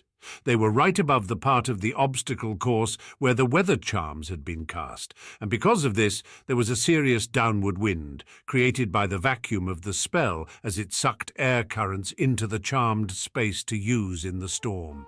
The wind would pull the bludger down a good 3.5 feet at approximately 10 feet away from Draco's position if Rigel had put the correct rotation on the bludger as she hit it, but a very alarmed part of her just realized that no one had told Draco that. Just as she was cursing herself for not warning him about the illusory trajectory, she realized that her friend was not diving out of the way as any sane person would have done in that situation. Draco was still hovering there, in the exact same place he'd been when she took aim, and the expression on his face was expectant, not worried. Draco, who had no idea she'd ever even played beater before and had only ever seen her hit tiny little practice snitches with the bat, was not a bit concerned that the bludger flying at his face was about to break his nose. He trusted her. The realization was like a blow to the solar plexus, and Rigel was grateful the bludger wasn't heading for her, because with the way she jerked with the sudden knowledge of Draco's completely unwarranted faith in her, it would have missed entirely. In the end, Draco was steadfast enough for the both of them, and the bludger did indeed drop at the last moment to swoop neatly through the plastic hoop and continue on its drunkenly careening way toward the other side of the pitch. Draco whooped and cheered before flying toward her and wrapping one arm roughly around her shoulder in an awkward air hug. "That was awesome. Let's do it again. I bet we can get 3 more in the next 10 minutes or so if we're fast enough." Rigel just stared at him, not daring to open her mouth for fear of what would come tumbling out. Seeing him stare down a bludger on nothing more than the faith he had in her abilities, Rigel just couldn't believe someone like him was friends with someone like her. Draco, with his wildly swept-about hair and wide-eyed expression of intense enjoyment, was freedom incarnate. That he could just give in completely and trust in someone like that, in her of all people, rubbed something raw within her gut. She who had lied to him since the moment they met, she who couldn't even tell him her real name, she who was using this game as a way to subdue her family's suspicions and as a single selfish pleasure in her life of sacrificed indulgences, while Draco flew with the freedom of someone who would never pretend to be something he wasn't, no matter how much easier things might be for him if he did. She could never be worthy of such a gift, and the worst part was that she couldn't even tell Draco how remarkable his trust in her was, because the comparison would only raise more questions that she would never be able to answer. Rigel, time limit, hello?" Rigel snapped out of her thoughts and cursed herself, her mind always spaced out at the worst possible moments. "Okay, let's do this," she called. "Same pattern. When I call for you to freeze, do exactly what you did before." "No problem," Draco said, grinning. "Let's show them what we're made of." It seemed that the rest of the tryout was going to be a sweep. In the next 5 minutes, Rigel and Draco scored twice more with their bludger, and Twiggins didn't seem to have gotten even one. He was chasing a nervous caveat in circles as he tried to work up the nerve to aim at her again, and she tried to stay still long enough to be sure the bludger was going to hit her before diving once again out of the way. Flint and Bowl were... Wait, what were they doing? Flint was hovering nonchalantly on the east side of the pitch, and Bowl was on the complete opposite west side, corralling his bludger. Corralling was when the beater needed to control the bludger, but wasn't yet ready to hit it. Instead, the beater teased the bludger by flying in front of it, as Rigel had done earlier, to make it follow the trajectory they chose without getting rid of it yet. There was a famous game from the 1960s in which one team's beaters had decided to do nothing but corral the bludgers the whole match, taking them out of the equation completely and letting their chasers, who were world-renowned at the time, work uninterrupted and win the match. Rigel wondered what Bowl was doing with his bludger, though. He wasn't herding it back toward Flint. Instead, he seemed to be flying toward where she and Draco were trying to line up another shot on the edges of the northwest stands. In fact, oh crud! Draco, look out! She changed direction before their shot was lined up and absently batted the blue bludger away from them as she shot toward Draco's position. The blue bludger wasn't the one they had to worry about, because Bowl had just whacked the red bludger right at them, or more specifically, right at Draco, who, with the unwieldy hoop attached to his broom, probably wouldn't be able to maneuver fast enough to avoid the barreling ball. Draco's eyes flew to the ball, and when he realized how close it was, a grimly resigned look overcame his features. No matter where he moved, the bludger was close enough to follow at this point, unless... "Fly toward me," Rigel yelled, bent double over her broom to get there in time. She wouldn't have made it if Draco stayed where he was, but when he flew toward her as quickly as he could with that stupid hoop, it brought the bludger toward her as well. It was close, too close, but Rigel managed to bring the bat between the red bludger and Draco's left shoulder as he darted past her. It was barely a hit, and only moved the bludger back 10 feet or so, but that was more than enough time for Rigel to bring her arm back and hit it more squarely when it came round again. She hit it, not at Bowl, but towards Flint, whose idea she was sure that had been. She could practically feel him smirking from across the field, and was almost disappointed the captain dodged the bludger so easily. Then again, he didn't have it shot at him practically point blank like Draco had. Bowl gave them an indifferent shrug as they glared at him in annoyance, though he did send Draco a slightly apologetic smile on his way back toward Flint. "That's time," Flint roared, holding up his watch. He descended to land at the eastern goalposts, and the rest of them followed suit. Tuggins looked keenly disappointed, while Caveat seemed somewhat relieved to be on the ground once more. "Well, overall I'd say it was pretty pathetic," Flint said, unattaching the hoop from his broom and tossing it to the ground with casual disgust. "Twiggins, you didn't score a single goal. Black, you scored 3, but only because your partner aided you actively. In a real game, that's not going to cut it. Caveat, you have the nerves of a frightened rabbit. And the only reason I'm not banning you from tryouts in the future is because Twiggins can't aim for shit. And frankly, I'm not surprised you didn't trust him enough to sit still. The only one who showed any real guts was Draco." "What about Bowl?" Twiggins spoke up, frowning. "What about him?" Flint drawled. "He's been on the team for years and doesn't have to prove anything to me. So obviously Draco is going to be starting Seeker, and Black will fill the beater position. Any questions? No? Good, get off my pitch then." Draco grinned delightedly and punched Rigel in the arm. "You did it? Ha! And you didn't even want to try out." Rigel smiled back bemusedly. "You did it too, Mr. Starting Seeker. Let's go tell Pansy." They jogged over to the stands the spectators were sitting in, and Pansy hurried down to meet them. "So," she asked excitedly, "you must have made it. No one else even made any goals?" "We're both on the team," Draco said proudly, "which means now you definitely have to come to all our games." Pansy sighed, but they could see her pride for them behind the surface gesture. "This is what I get for being friends with you two hopeless boys. With Rigel on the team too, it'll be nothing but Quidditch all day long. You'll learn to love it," Draco said reassuringly.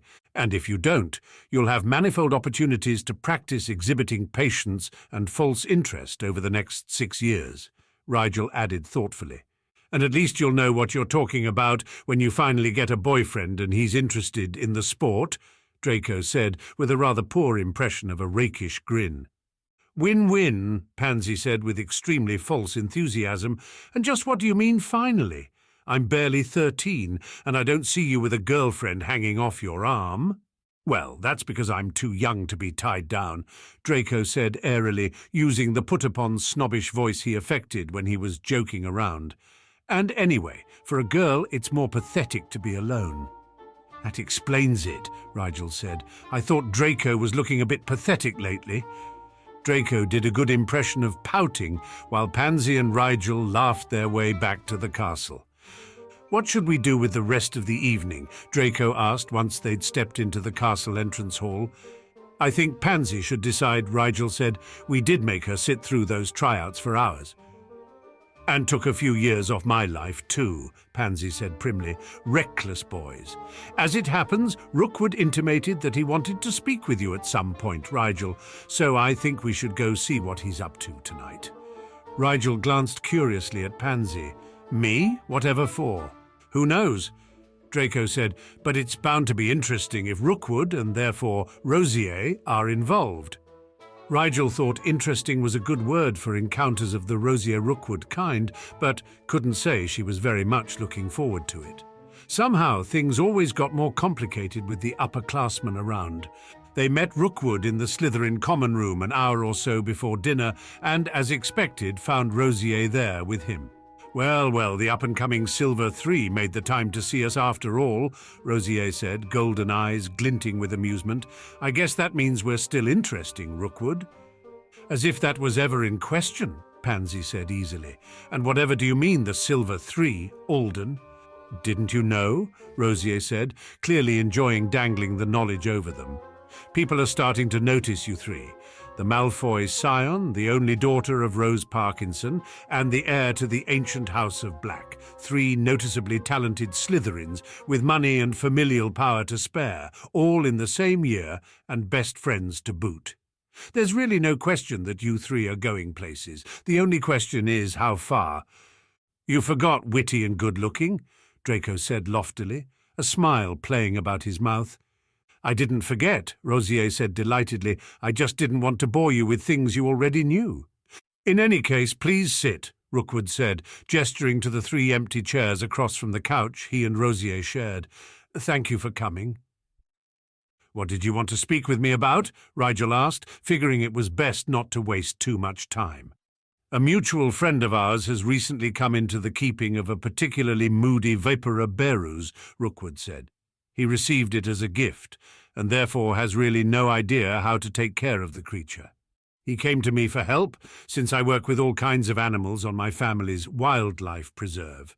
I have an abundance of theoretical knowledge, but little practical experience with snakes, so I thought to inquire whether you had any tips for inexperienced handlers.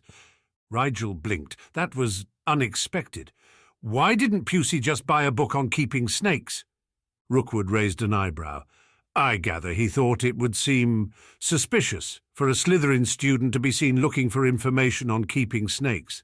As you know, strictly speaking, pets excluding owls, cats, rats, and toads are forbidden at Hogwarts. Father's tried to get them to change the rules, but the board insists that snakes are more dangerous than cats and toads and such, Draco said, shaking his head regretfully. Indeed, Rosier said, so you see Adrian's plight. Luckily, we have amongst our number someone with a snake enthusiast for a father. So, Black, any tips? Rigel's brain stalled for a moment. What could she say? She didn't do much besides occasionally pet the snakes in Sirius's courtyard, and only knew what they ate because Archie complained about the dead mice in the freezer all the time. I'm really not sure, she said apologetically. My dad takes care of them for the most part. I just spend time with them when they get bored. But that's just it, Rookwood said, leaning forward intently. You seem to have a way with the creatures. How else would you know when they're bored? You told Adrian that his snake was tired and hungry, as though such a thing were obvious. Also, last semester you somehow obtained boomslang venom for Alice, and boomslang snakes are notoriously choosy about who they allow near them. Rigel thought the boomslang she'd met in the forest didn't seem too choosy when confronted with the possibility of a free meal, and said, I just bribed them mostly. If you show them a mouse, they'll cooperate pretty easily. Snakes in general seem to be practical animals, too smart to turn down free food." Rookwood looked half disappointed, half unsurprised. "You don't have to lie, Black.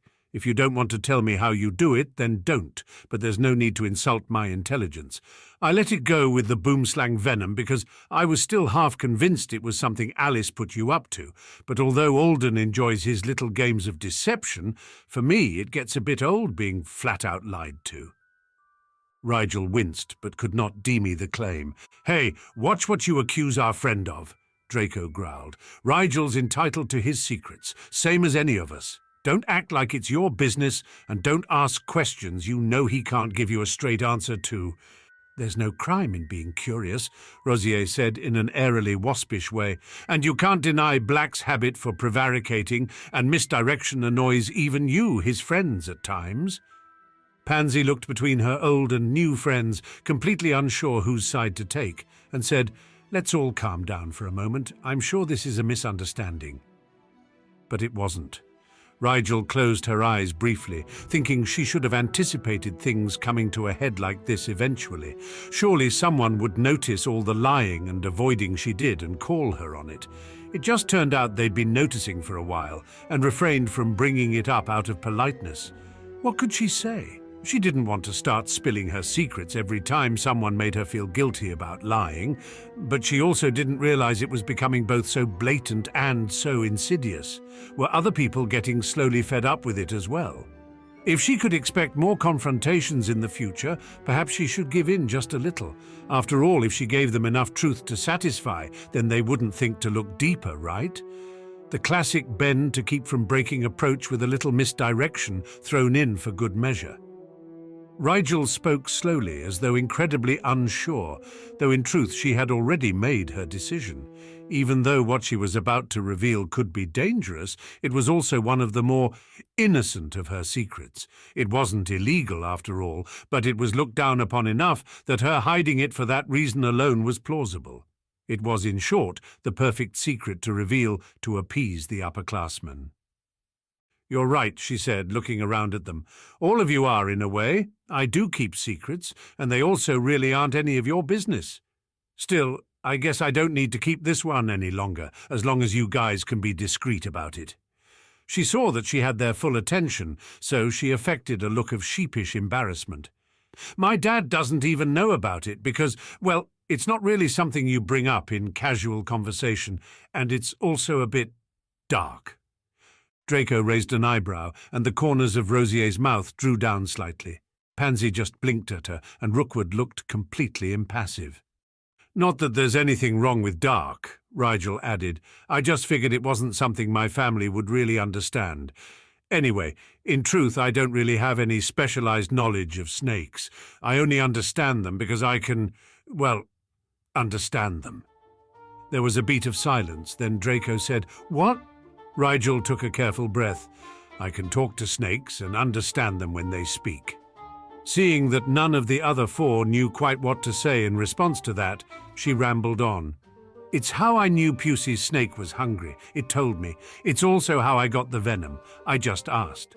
So, I'm sorry I didn't tell you before, but traditionally it's seen as an unsavory sort of talent, and it's not that I'm ashamed of it, but you know how much I dislike attention, and a snake speaker tends to get a lot of attention once it's known." Draco swallowed hard. "I can't believe. You didn't tell us. Wow, Rigel, what in Salazar's name were you thinking, keeping a talent like that locked up? Do you know how popular that's going to make you in Slytherin once everyone— Oh, right, so we can't tell anyone, can we?" Rigel grimaced apologetically. "I'd prefer it if you didn't," she said faintly. "You're not mad at me?" "Well, I'm disappointed you felt like you had to hide that part of yourself from us," Draco said seriously, and Rigel saw Pansy nod in mute agreement. "But like you said, it was your secret to tell.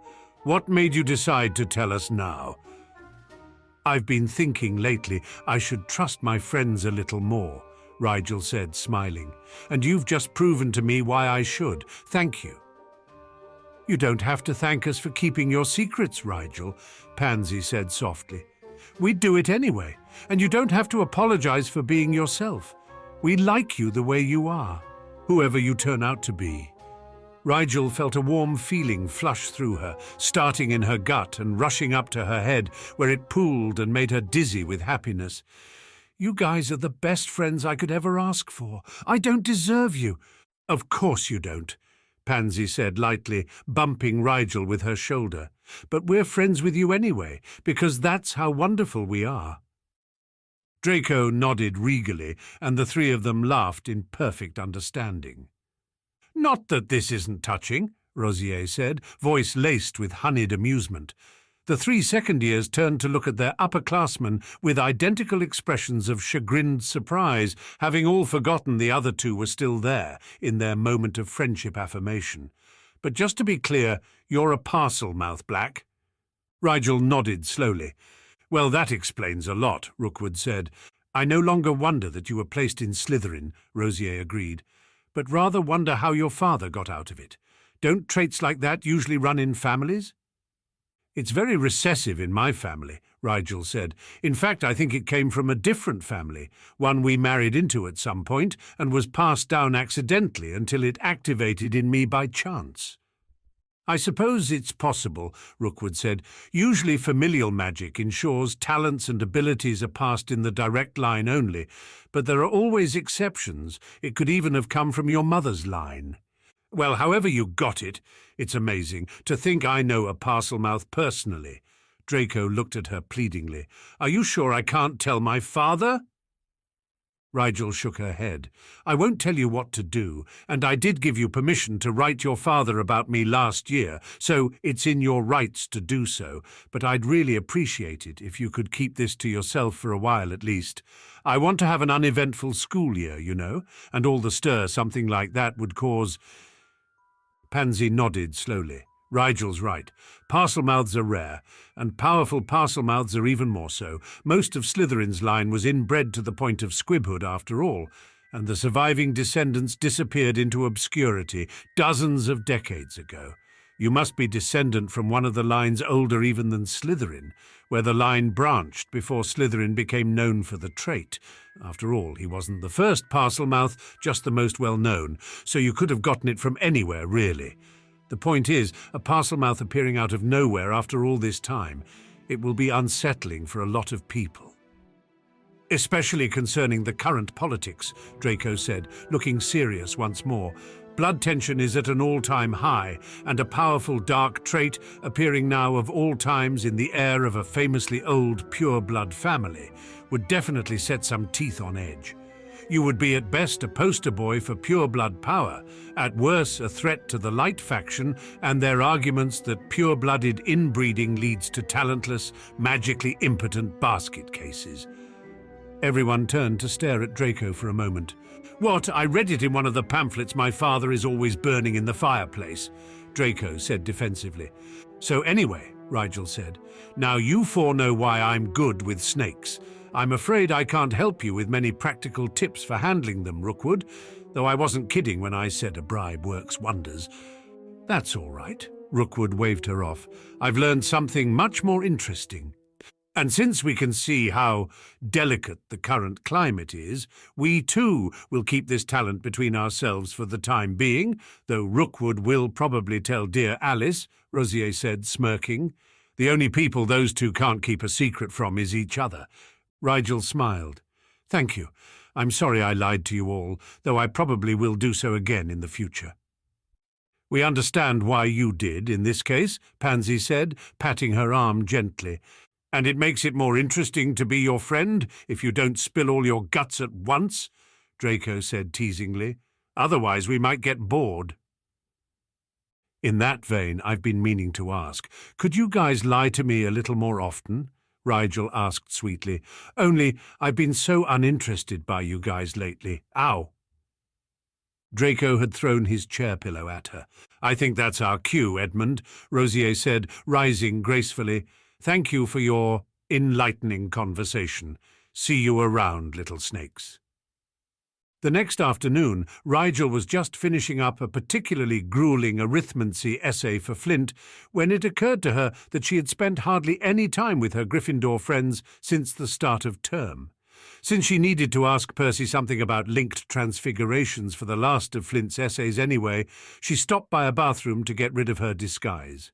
Madame Pince's ire had not lessened one iota with the new semester, and headed off in a beeline to the portrait guarding the lion's den. Neville answered her knock on the portrait. The young Griff looked a bit wan for some reason, but when he saw who was in the corridor, he grinned a bit.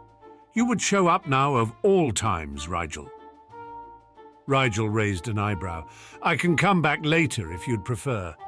No, Neville said.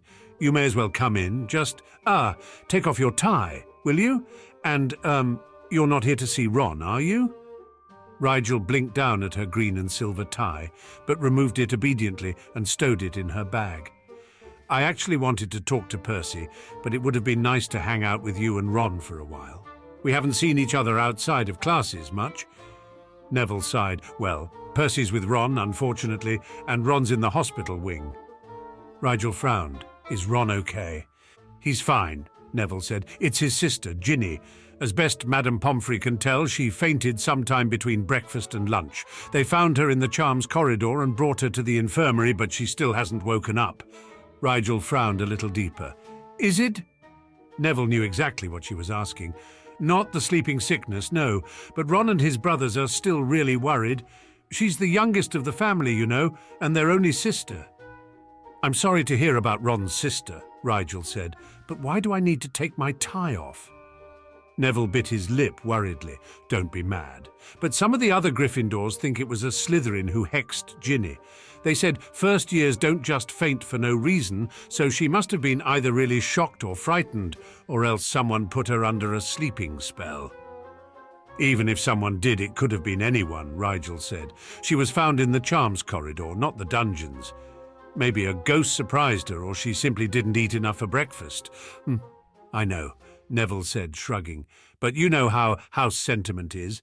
They see it as an attack on the House of Lions, and the prime suspect is the House of Snakes. So, like I said, you can come in, but don't advertise your house too much, okay?" Rigel shook her head. "That's all right, Neville. I think I'll go to the hospital wing to make sure the Weasleys are doing okay. Want to come?" "I've just come from there 10 minutes ago," Neville said. "It was getting a bit... well, you'll see, I suppose. Thanks, though. See you around, Rigel."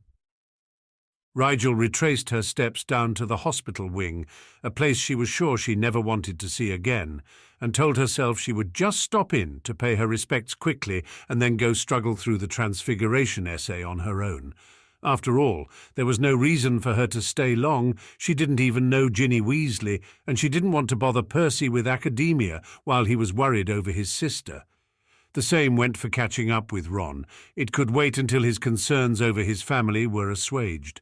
She entered to find the ward much livelier than it had been the last time she was there, and traced the source of the atmosphere to Fred and George, who had somehow managed to conjure an entire bandstand without getting kicked out by Madame Pomfrey for it. In fact, Rigel didn't see the formidable nurse anywhere in the ward. Fred had his hands on some sort of flute, a recorder, she thought it might be called, and George was plunking away on a miniature piano while every now and then banging on a kick drum with his feet. Ron was tentatively holding a pair of maracas, looking as though he had no idea what to do with them, and Percy was standing with his arms crossed, disapproval on his face, and a tambourine that was clearly meant for him abandoned on the bedside table. On the bed itself was a young girl with long red hair and an abundance of freckles that must have been their sister, Ginny. "What are you doing?" Rigel asked, when it became clear they hadn't noticed her come in. Ron turned and dropped the maracas onto the foot of the bed hastily, as though he couldn't believe he'd been caught holding them. Percy sighed and began to explain, but Fred cut across him after leaping up from where he'd been perched on the bed's bottom railing to ruffle Rigel's hair and sling a friendly arm around her shoulder. "So good of you to ask, pup, but I should think it rather obvious," Fred said reprovingly. At her blank look, George took pity on her and supplied, "We're waking up Ginny, of course." Rigel nodded as though that made sense. "And is it working?" "No, it is not," Percy said, scowling. "All they're doing is giving me a headache." "You had a headache this morning?" Fred said dismissively. You don't need our help to give you one. Besides, if you've got a medical issue, tell the nurse." "And how am I to do that when you two have run her off?" Percy asked exasperatedly. "Run her off? We did no such thing, did we, George?" George said innocently. Fred thought about it. "I'm afraid he might be referring to that little story we told her about, a third-year Hufflepuff falling down the west stairs, Fred." "Well, that could have been true," George said reasonably. "Third years are notoriously clumsy." Rigel had to suppress a smile at how true that was. George must have seen it, though, for he said, "It appears someone is recalling an incident that was perhaps less indicative of our own grace as third years than we'd appreciate." "Oi, show some respect," Fred said, affronted. "Where do you get off laughing at us like that? This is a place of healing." Percy sighed. "Like you two know anything about respect. Not to mention the fact that no one's getting any healing done with the nurse gone off on a wild goose chase to the west stairs." "Well, if you aren't going to mention it, don't," Fred suggested. "You know, I hate to admit it, but Percy's got a point," Ron said, wincing a bit at the betrayed looks Fred and George proceeded to give him. "I'm just saying Pomfrey might have had a better shot at waking Ginny up than all this would." He gestured to the musical instruments, and Fred got out his wand with an affronted sniff. "Well, if you're not going to be appreciative." He flicked his wand at the recorder, which promptly vanished. 3 seconds later, the other musical instruments vanished as well, seemingly of their own accord. "How did you do that?" Rigel blurted out. "That was a linked transfiguration. I've been trying to figure out the theory behind it since lunch." Fred exchanged a look with George that had them both nodding to something no one else understood before turning back to her. "Theory? What theory? You just do it." Rigel gaped at the redhead for a moment. Was this how other people felt when she just did things? How annoying. "So you can't explain it to me?" "George could," Fred said with a yawn. "He likes to figure things out. Once he does, I just have to tune my magical output to his and then copy it to get the same result." Rigel just stared. There were no words for how unbelievably brilliant, not to mention useful, that ability must be. Yeah, twins are special, whatever," Ron said, rolling his eyes in the face of his brother's genius. "What I want to know is why you care about linking transfigurations. That's sixth-year material." "Oh, is it?" Rigel said innocently. "You should know it is," Percy said, frowning. "That's why you're learning it, right? Because it's the same thing I'm learning now." Rigel inwardly flinched. She'd forgotten Percy was there, and what she'd told him about why their transfiguration studies coincided so perfectly. "Hey, yeah, it's just embarrassing, you know. Working ahead, I guess I shouldn't be so ashamed to be studious." She was met with 4 considering looks, and mentally reminded herself not to try and fool the Weasley children when she could help it. They were all extremely sharp in their individual ways, and she had a feeling their friendship didn't exempt her from their shrewd scrutiny. "So is your sister going to be okay, then?" Rigel asked, feeling like a coward for using their sick sister to deflect the conversation, but frankly intimidated by so many serious blue-eyed stares aimed her way. Ron frowned, glancing back at the sleeping girl's face. "Pomfrey says it's not the sickness, but it's not a natural sleep either, or Fred and George's racket would have woken her by now." Rigel looked more carefully at Ginny Weasley. She was paler than her brothers, and since she had the delicate muscle tone of a girl who regularly exercised, Rigel assumed the pallor was a symptom, not a natural characteristic. Her breathing was even, but her eyelids fluttered rapidly, as though in the midst of some serious REM sleep. If it wasn't sleep, though. "She seems to be exhibiting all the signs of intense mental activity," Rigel said. "Does she meditate often? She might have just gone too deep in a trance, which would mean she'd wake up on her own time when her body got too hungry or tired to maintain the meditative state." "Pomfrey asked something similar," Ron said, "but as far as we know, Ginny's never expressed any interest in mental arts of any sort. She's not exactly a sitting still kind of a girl." Rigel frowned. "Oh, still, I'm sure she'll wake up soon, Ron. Don't worry." That sounded weak even to her, but what else could she say? "Yeah, or you could wake her up," Ron said slowly. Fred and George frowned identically at him, but he rushed on. I'm just saying, Rigel can get inside people's heads, you know? Maybe he can get her out sooner, if it's really just a matter of time. I don't think that's a good idea, Percy said. I'm sure Rigel would mean well, but it's a dangerous thing to be going into other people's minds. Rigel nodded apologetically. I wouldn't feel comfortable experimenting with mind diving on your sister. I only did it with the sickness because the alternative was so dire. What's so dire about Malfoy being sick? Ron muttered darkly. Pompous git. Rigel bit her lip and said carefully, Draco is my friend, Ron, and he was dying. Ugh, I know, okay. Ron blew out a breath fraught with annoyance. He's still a Malfoy, though. You know, if he wasn't your friend, I'd accuse him of making Ginny like this. Rigel was taken aback. She hadn't realized Ron and Draco hated each other so much. I was with Draco and Pansy most of the morning, Ron. I really don't think he did anything to Ginny. Yeah, probably not, Ron said reluctantly, but nothing else makes sense. Rigel privately didn't think that theory made sense either, but didn't say so. You know, Malfoy Sr. got in a row with our dad in Flourish and Blots just before end of break, Ron said suddenly, gazing down at Ginny again. Dad broke the guy's nose. It was over something Lucius Malfoy said to Ginny, actually, so it's not so much of a stretch to think, well, someone had to do this to her, didn't they? She's never just fainted before, and she's sure as magic didn't ever go into a coma for no reason at home. We'll know when she wakes up, Ron, Percy said gently. Ginny will know what happened to her. I guess, Ron said morosely. There were a few minutes of awkward silence after that, until Rigel couldn't really take it anymore. If she doesn't wake up by tonight, why don't I ask Madame Pomfrey and Professor Snape to supervise me and try to wake her up? George smiled at her warmly, and Fred ruffled her hair again. I suppose if the professors were supervising— Thank you, Rigel, Percy said. Do you still need help with linking transfigurations tonight? Oh, that's okay, Rigel said. I'll learn about them some other time. Flint could deal with a grade lower than an O on this one. Well, in that case, come with us, pup, Fred said, rubbing his hands together in a thoroughly unreassuring way. We've got a lot of work to do if Ginny's going to be waking up tonight. Work? Rigel repeated uneasily. Well, of course, George said, grinning. We've got to welcome our sister back to the world of the waking with style, right, brother? Indeed, brother, Fred said. I'd say it calls for something really grand to cheer poor Ginny up for missing a whole day of relaxing. Nothing worse than waking up to a Monday, George agreed solemnly. Oh no, you two are going to prank someone again, aren't you?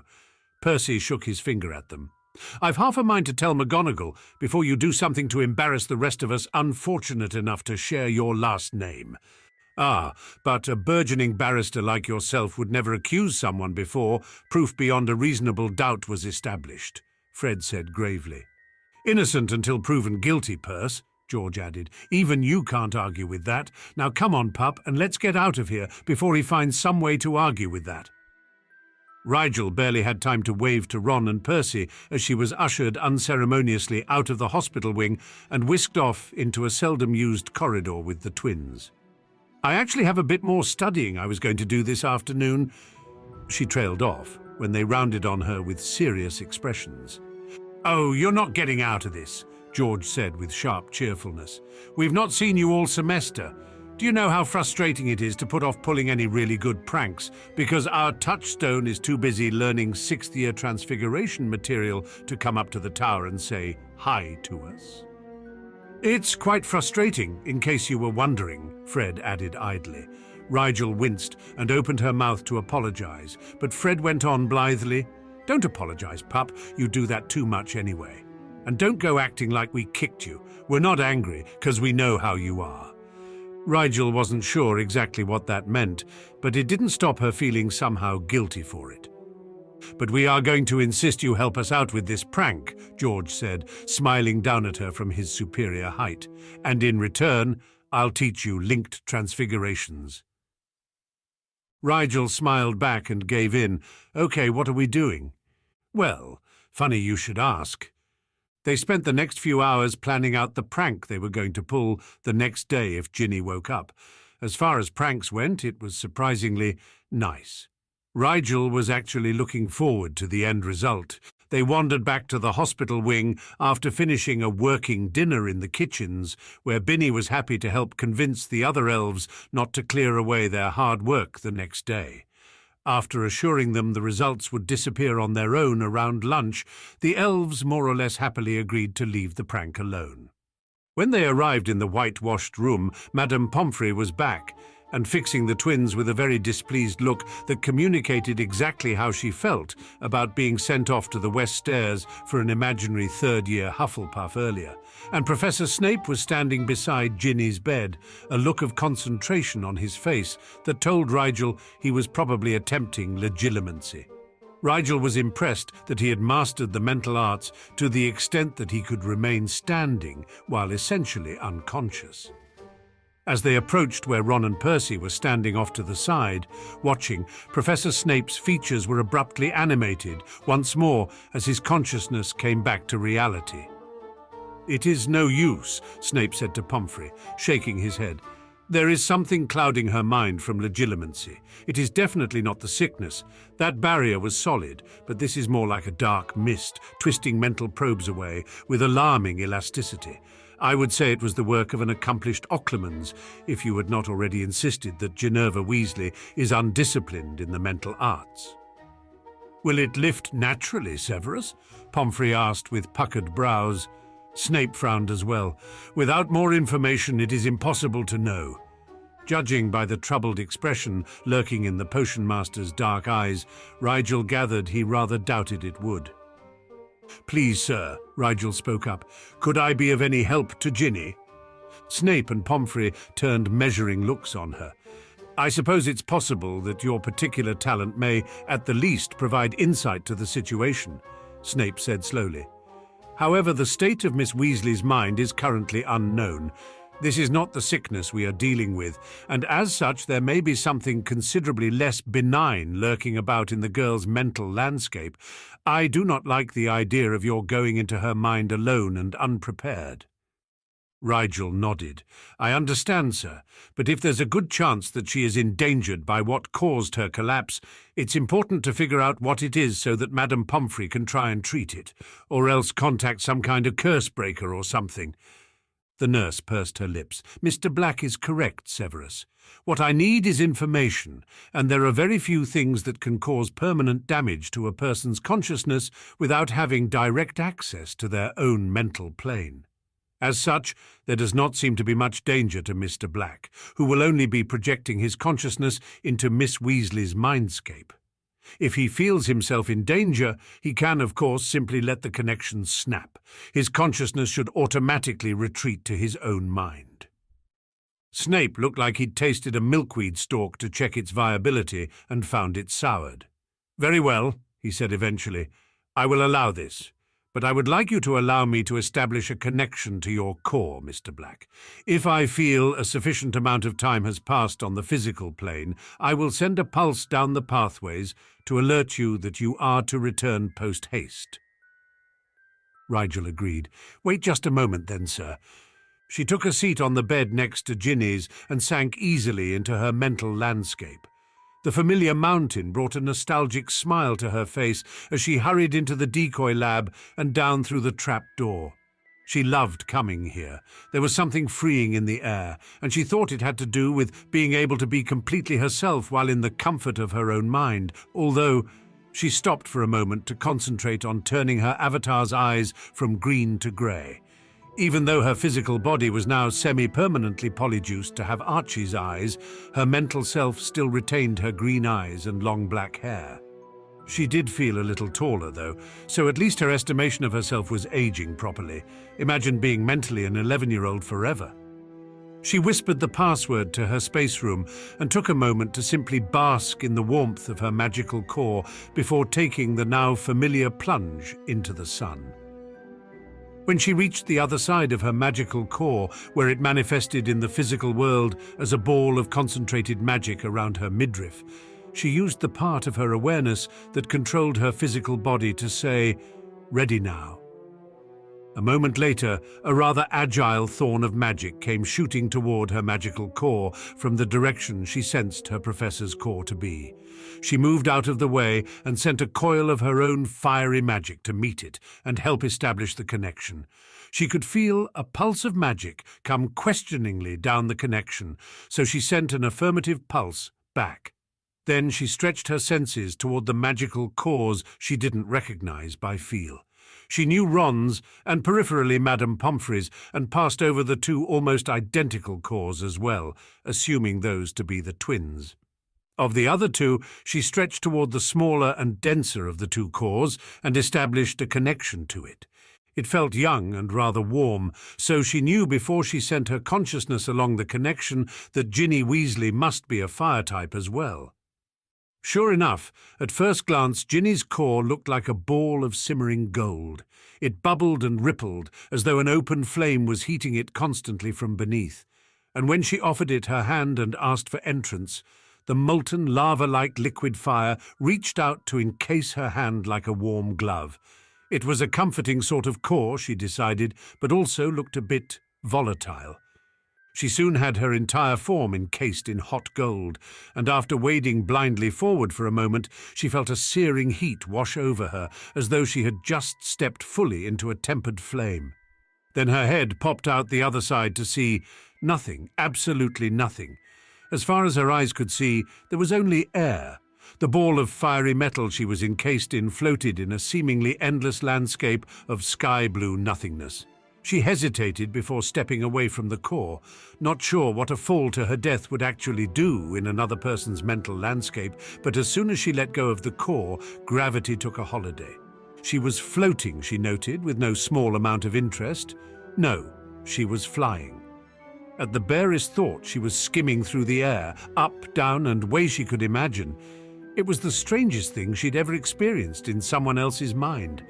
There was that one boy who used clouds like hard surfaces in his mind, but just flying through the air?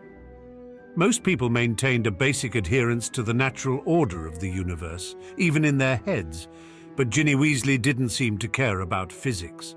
Or perhaps she just really liked flying. It was fun getting the hang of movement via mental hovering, but after a moment she recalled herself. She was here to gather information, and the preferred information source seemed to be completely missing from the picture. Where was Ginny? There wasn't really a horizon to look out towards, because there was no ground for the sky to meet. It was just blank blue expanse in ever direction. Not sure what else to do, she called, "Anyone here?" After waiting the requisite beat in case of an answer, she sighed. Plan B, then.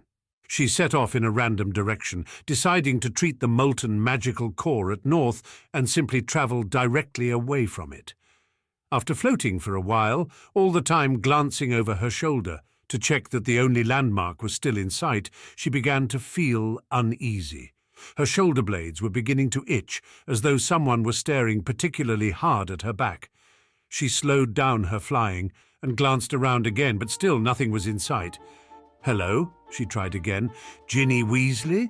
Nothing, but the feeling of being watched increased sharply, and she gave up the pretense of floating along to address the unseen watcher.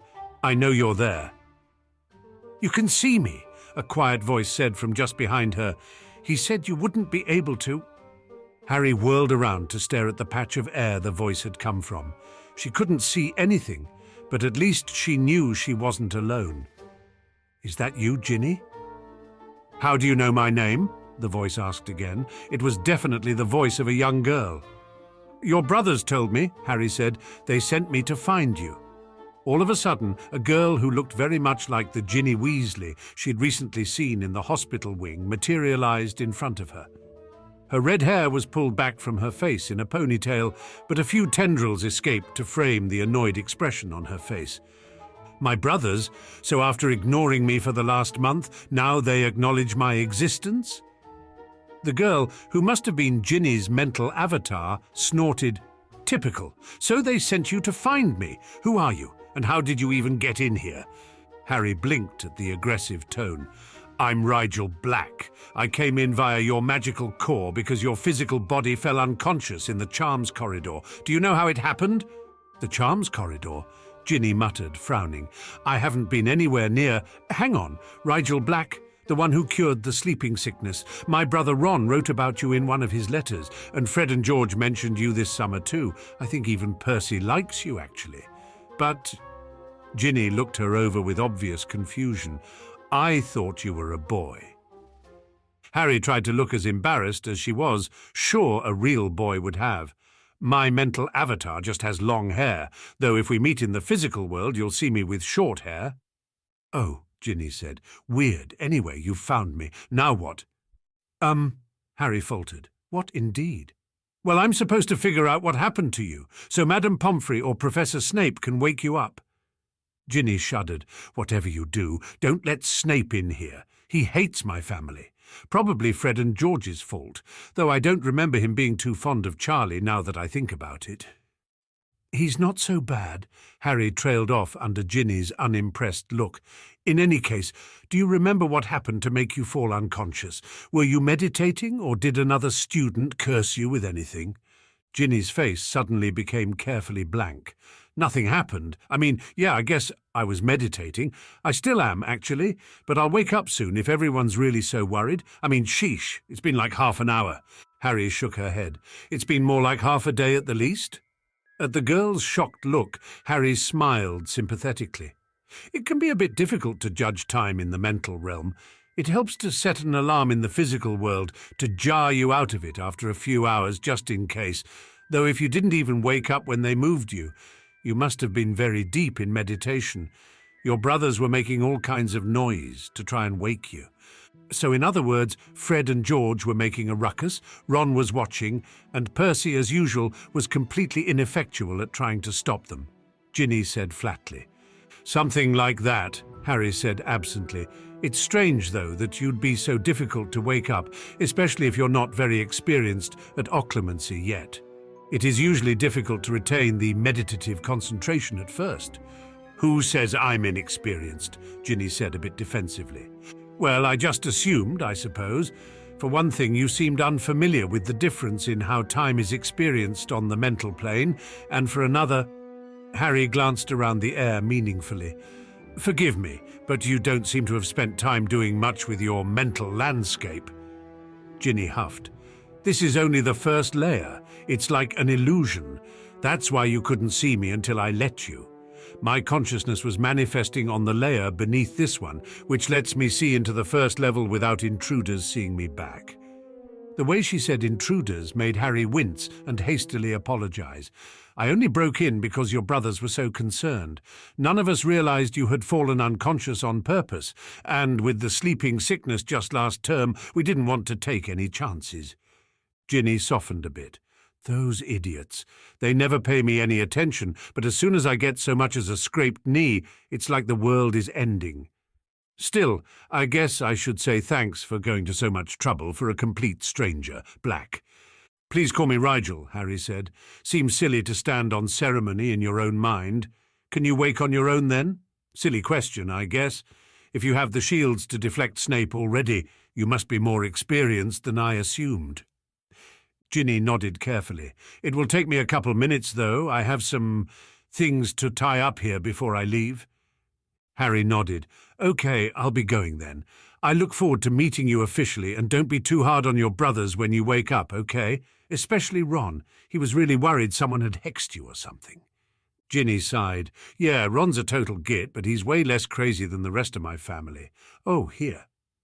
The red-haired girl concentrated for a moment, and at once all the space between where they were hovering and where the floating mass of boiling gold was disappeared. Harry smiled, chagrined. So all the time I spent moving away from the core was an illusion too. That's pretty impressive. Also, weird, how was Ginny at once so good with occlumency and also so experienced with its basics? Maybe she was self-taught. Merlin knew Harry understood how difficult getting complete understanding without a teacher was. After all, she knew all sorts of things about fifth-year transfigurations, but almost nothing about third-year transfiguration. Ginny smirked. Thank you. Now get out of my mind. Harry raised an eyebrow with amusement, but willingly plunged a hand back into Ginny's magical core. As she did so, Ginny stiffened. What are you— Get out. You're making him mad. Get out. Startled, Harry was completely unprepared for the violent push Ginny gave her that sent her stumbling through the molten core much faster than she'd ever phased through a core before. She gasped ineffectually as she broke free of the sticky substance, unable to catch her breath because she was mentally winded, not physically. What in Merlin's name was that all about? That was the second time Ginny had mentioned he while she'd been in her mind, and it was the first time anyone had reacted negatively to the feeling of Harry passing through their magical cores. In fact, she couldn't recall anyone even mentioning a sensation accompanying the action. Strange. She pondered this as she retreated back along the connection to her core, sending a pulse down the link to Snape's core as she did so to tell him she was finished. Maybe he was an alternate personality of Ginny's? She'd read about split personality disorders, and theoretically it would make sense for a person whose consciousness was split to manifest separate avatars in the mental plane, didn't it? Or maybe it was possible to create a separate consciousness within the mental sphere that had nothing to do with split personalities. If Harry's magic had its own personality, wouldn't it be possible to create a consciousness entirely of magic? Musing along these lines, Harry made her way back through her mind and eventually back out into reality. Upon opening her eyes, she was immediately bombarded with questions from the Weasleys and Madame Pomfrey. Snape was silent, but the look in his eyes demanded answers just as plainly as speech. Rigel started to explain, but was interrupted by an irritable, "Shut up, you lot! Oh, not you, Madame Pomfrey, just these idiots! Honestly, what a way to wake up!" "Ginny!" Ron exclaimed, obviously relieved at the sight of his sister slowly sitting up. Well, attempting to sit up until Fred and George glomped her. "Sister!" they cried, dramatically crushing her in a hug between them. Yes, I'm perfectly fine. Now get the heck off me," Ginny said, though her voice was a bit muffled. Madame Pomfrey stepped forward and insisted on doing a full checkup on the girl before pronouncing her as healthy as could be expected after not having eaten all day.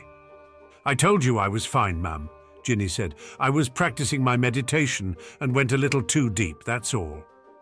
"Since when do you meditate?" Ron asked, nose wrinkling skeptically. "Do I tell you everything? No? Then don't act like you know my life," Ginny said sharply. "After you wrote home about the sleeping sickness, what did you expect me to do? Wait around for my mind to get invaded by icky black tar? No thanks, I've been working hard to protect my mind. Besides, I could have taken up pole dancing for all you four would know, the way you've been avoiding me all semester." Her brothers looked alternately embarrassed and sheepish. "Sorry," Fred offered, "but we'll make it up to you tomorrow." He broke off at the suddenly suspicious look on Snape's face. "Someday?" After that, Ginny was forced to stay in the ward overnight, just in case, and Rigel left to go prepare her part of the prank the twins were planning. It wasn't anything hard, but it was certainly time-consuming, and the odds of getting caught, well, it was a good thing she had her father's cloak, not to mention the Marauder's map. If she managed to get caught with those two advantages, she probably deserved to, didn't she?